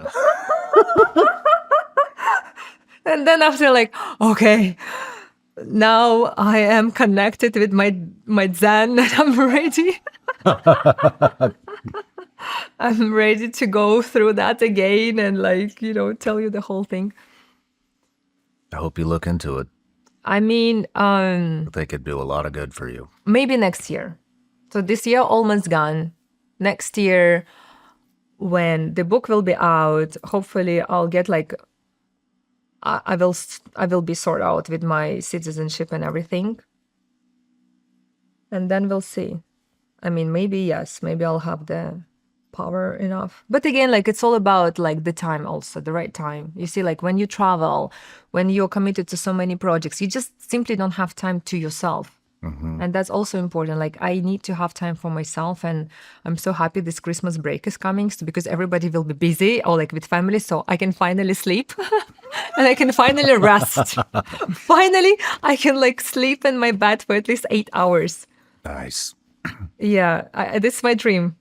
Last question. If you could recommend 3 guests for this podcast, who would they be? 3 guests. You know what? So I listen a lot of your episodes and I scroll down the whole YouTube. It's amazing, very interesting topics and all that. I actually really fascinated. I won't go to this, conversations, but it doesn't matter. But like some of the guests, they were just amazing, like wow, and very inspiring. But I noticed that there are not so many female guests, so I think if you would bring more female guests, especially therapists. So for example, you talk about mental healing and PTSD.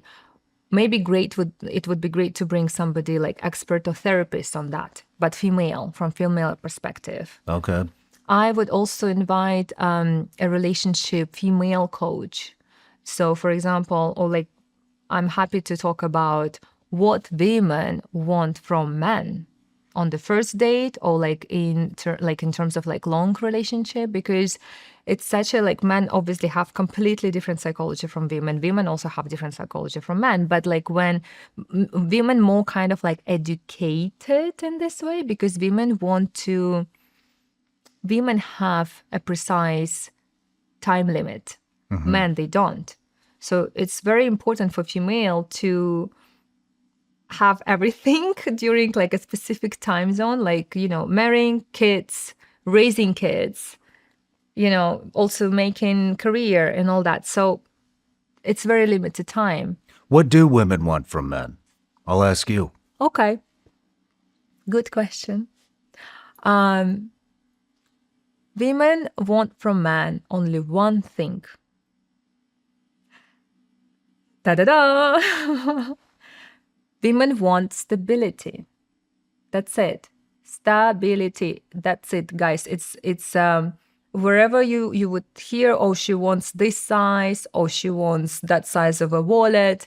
Rubbish. They want stability. I can tell you this, and as a woman, and I work with women, even if a guy doesn't make that much, revenue yet, but he is stable, meaning that he is self-regulated, he's self-disciplined, he committed to his work, he committed to his project, he committed to their relationship. So he doesn't lie, he doesn't cheat on, not just like physical cheating, but like cheating, like lying, oh, like maybe this is water, maybe this is wine, maybe this is black, maybe this is white. Like, like this kind of like, because this is not stability. When women spot that man is lying somewhere, the trust is gone. And then women think like, how can I actually have kids with this man if he lies to me in these small things? And then like after like having kids, like what if he will leave me?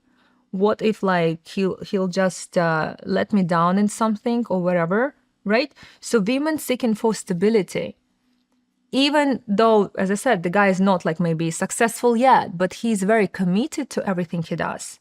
And he says, tomorrow I will do this, and he does it. Like, I go to gym, let's say every day for 1 hour, and he does it. Whatever, but he is committed to everything he's doing. Then a woman has this understanding that, okay, I can trust him. He's stable. Because during the time, I can see that he didn't mess up in anything. So I can trust this guy. So I am okay to go ahead with him and build life together. So stability. But of course, they're like not like small details, but they're like other details. Like, of course, women are looking for attention. Physical attention, compliments, moral attention and support, of course. Otherwise, I strongly believe, and that's what I say to my students, as I said, women, they have limit with time. And for a woman, it's very important to choose the target wisely. Sorry. Okay, let's call a potential partner, the right partner, a target. So if a woman goes into a relationship with a cute guy and she just likes him, but he's unstable and he mess up like in different things, but she forgives him and she goes ahead, it may be like, a lot of time, like years sometimes, and she's still, waiting for something. Most likely this guy will never offer you and propose you, and most likely this guy would never be committed to you because he doesn't even know what does he want. So why would you waste your precious time on this person? Because we cannot change people unless they want to change themselves. So if you think that you will change man, this is not going to happen. So instead, why don't you choose the right man who is also willing to work with you on building something together? But the thing is, it's very difficult. Of course, it's hard to find the right target. Mm-hmm. Mm-hmm. But it's possible. Because in the beginning, also, you need to have your boundaries and you need to tell the man, what are you looking for? As like he needs also to tell you, what does he want? Because like you may be in playing these games, but in fact, like he just wants to have easy, simple sex and you want to build a family with him and have kids. Like you are in different, dimensions. Different worlds. Exactly. So of course it's not going to work and you'll just waste your time. And then what would happen? You will have a broken heart, PTSD, you lose time and energy and you use. How many examples of like the stories do we have? Do we know? Millions. So that's why women need to know what do they want and they need to state in the beginning of relationship, what do they want? In a nice way, of course, not like, okay, I want this. But the funny thing is, I have one of my students who actually, so that time she was 38 years old, working in the bank, beautiful girl.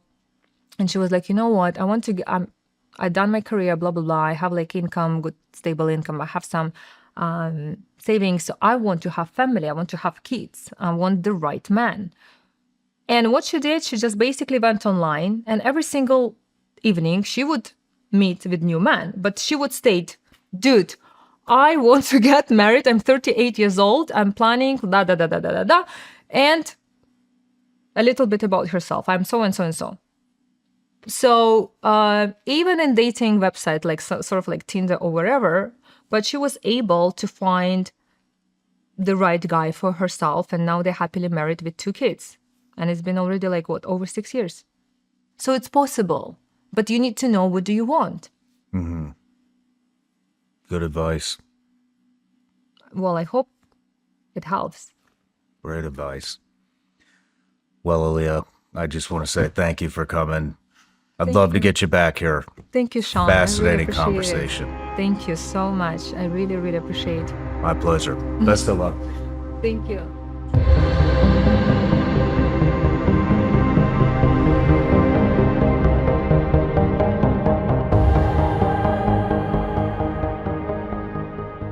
No matter where you're watching Shawn Ryan Show from, if you get anything out of this, please like, comment, subscribe, and most importantly, share this everywhere you possibly can. And if you're feeling extra generous, please leave us a review on Apple and Spotify podcasts.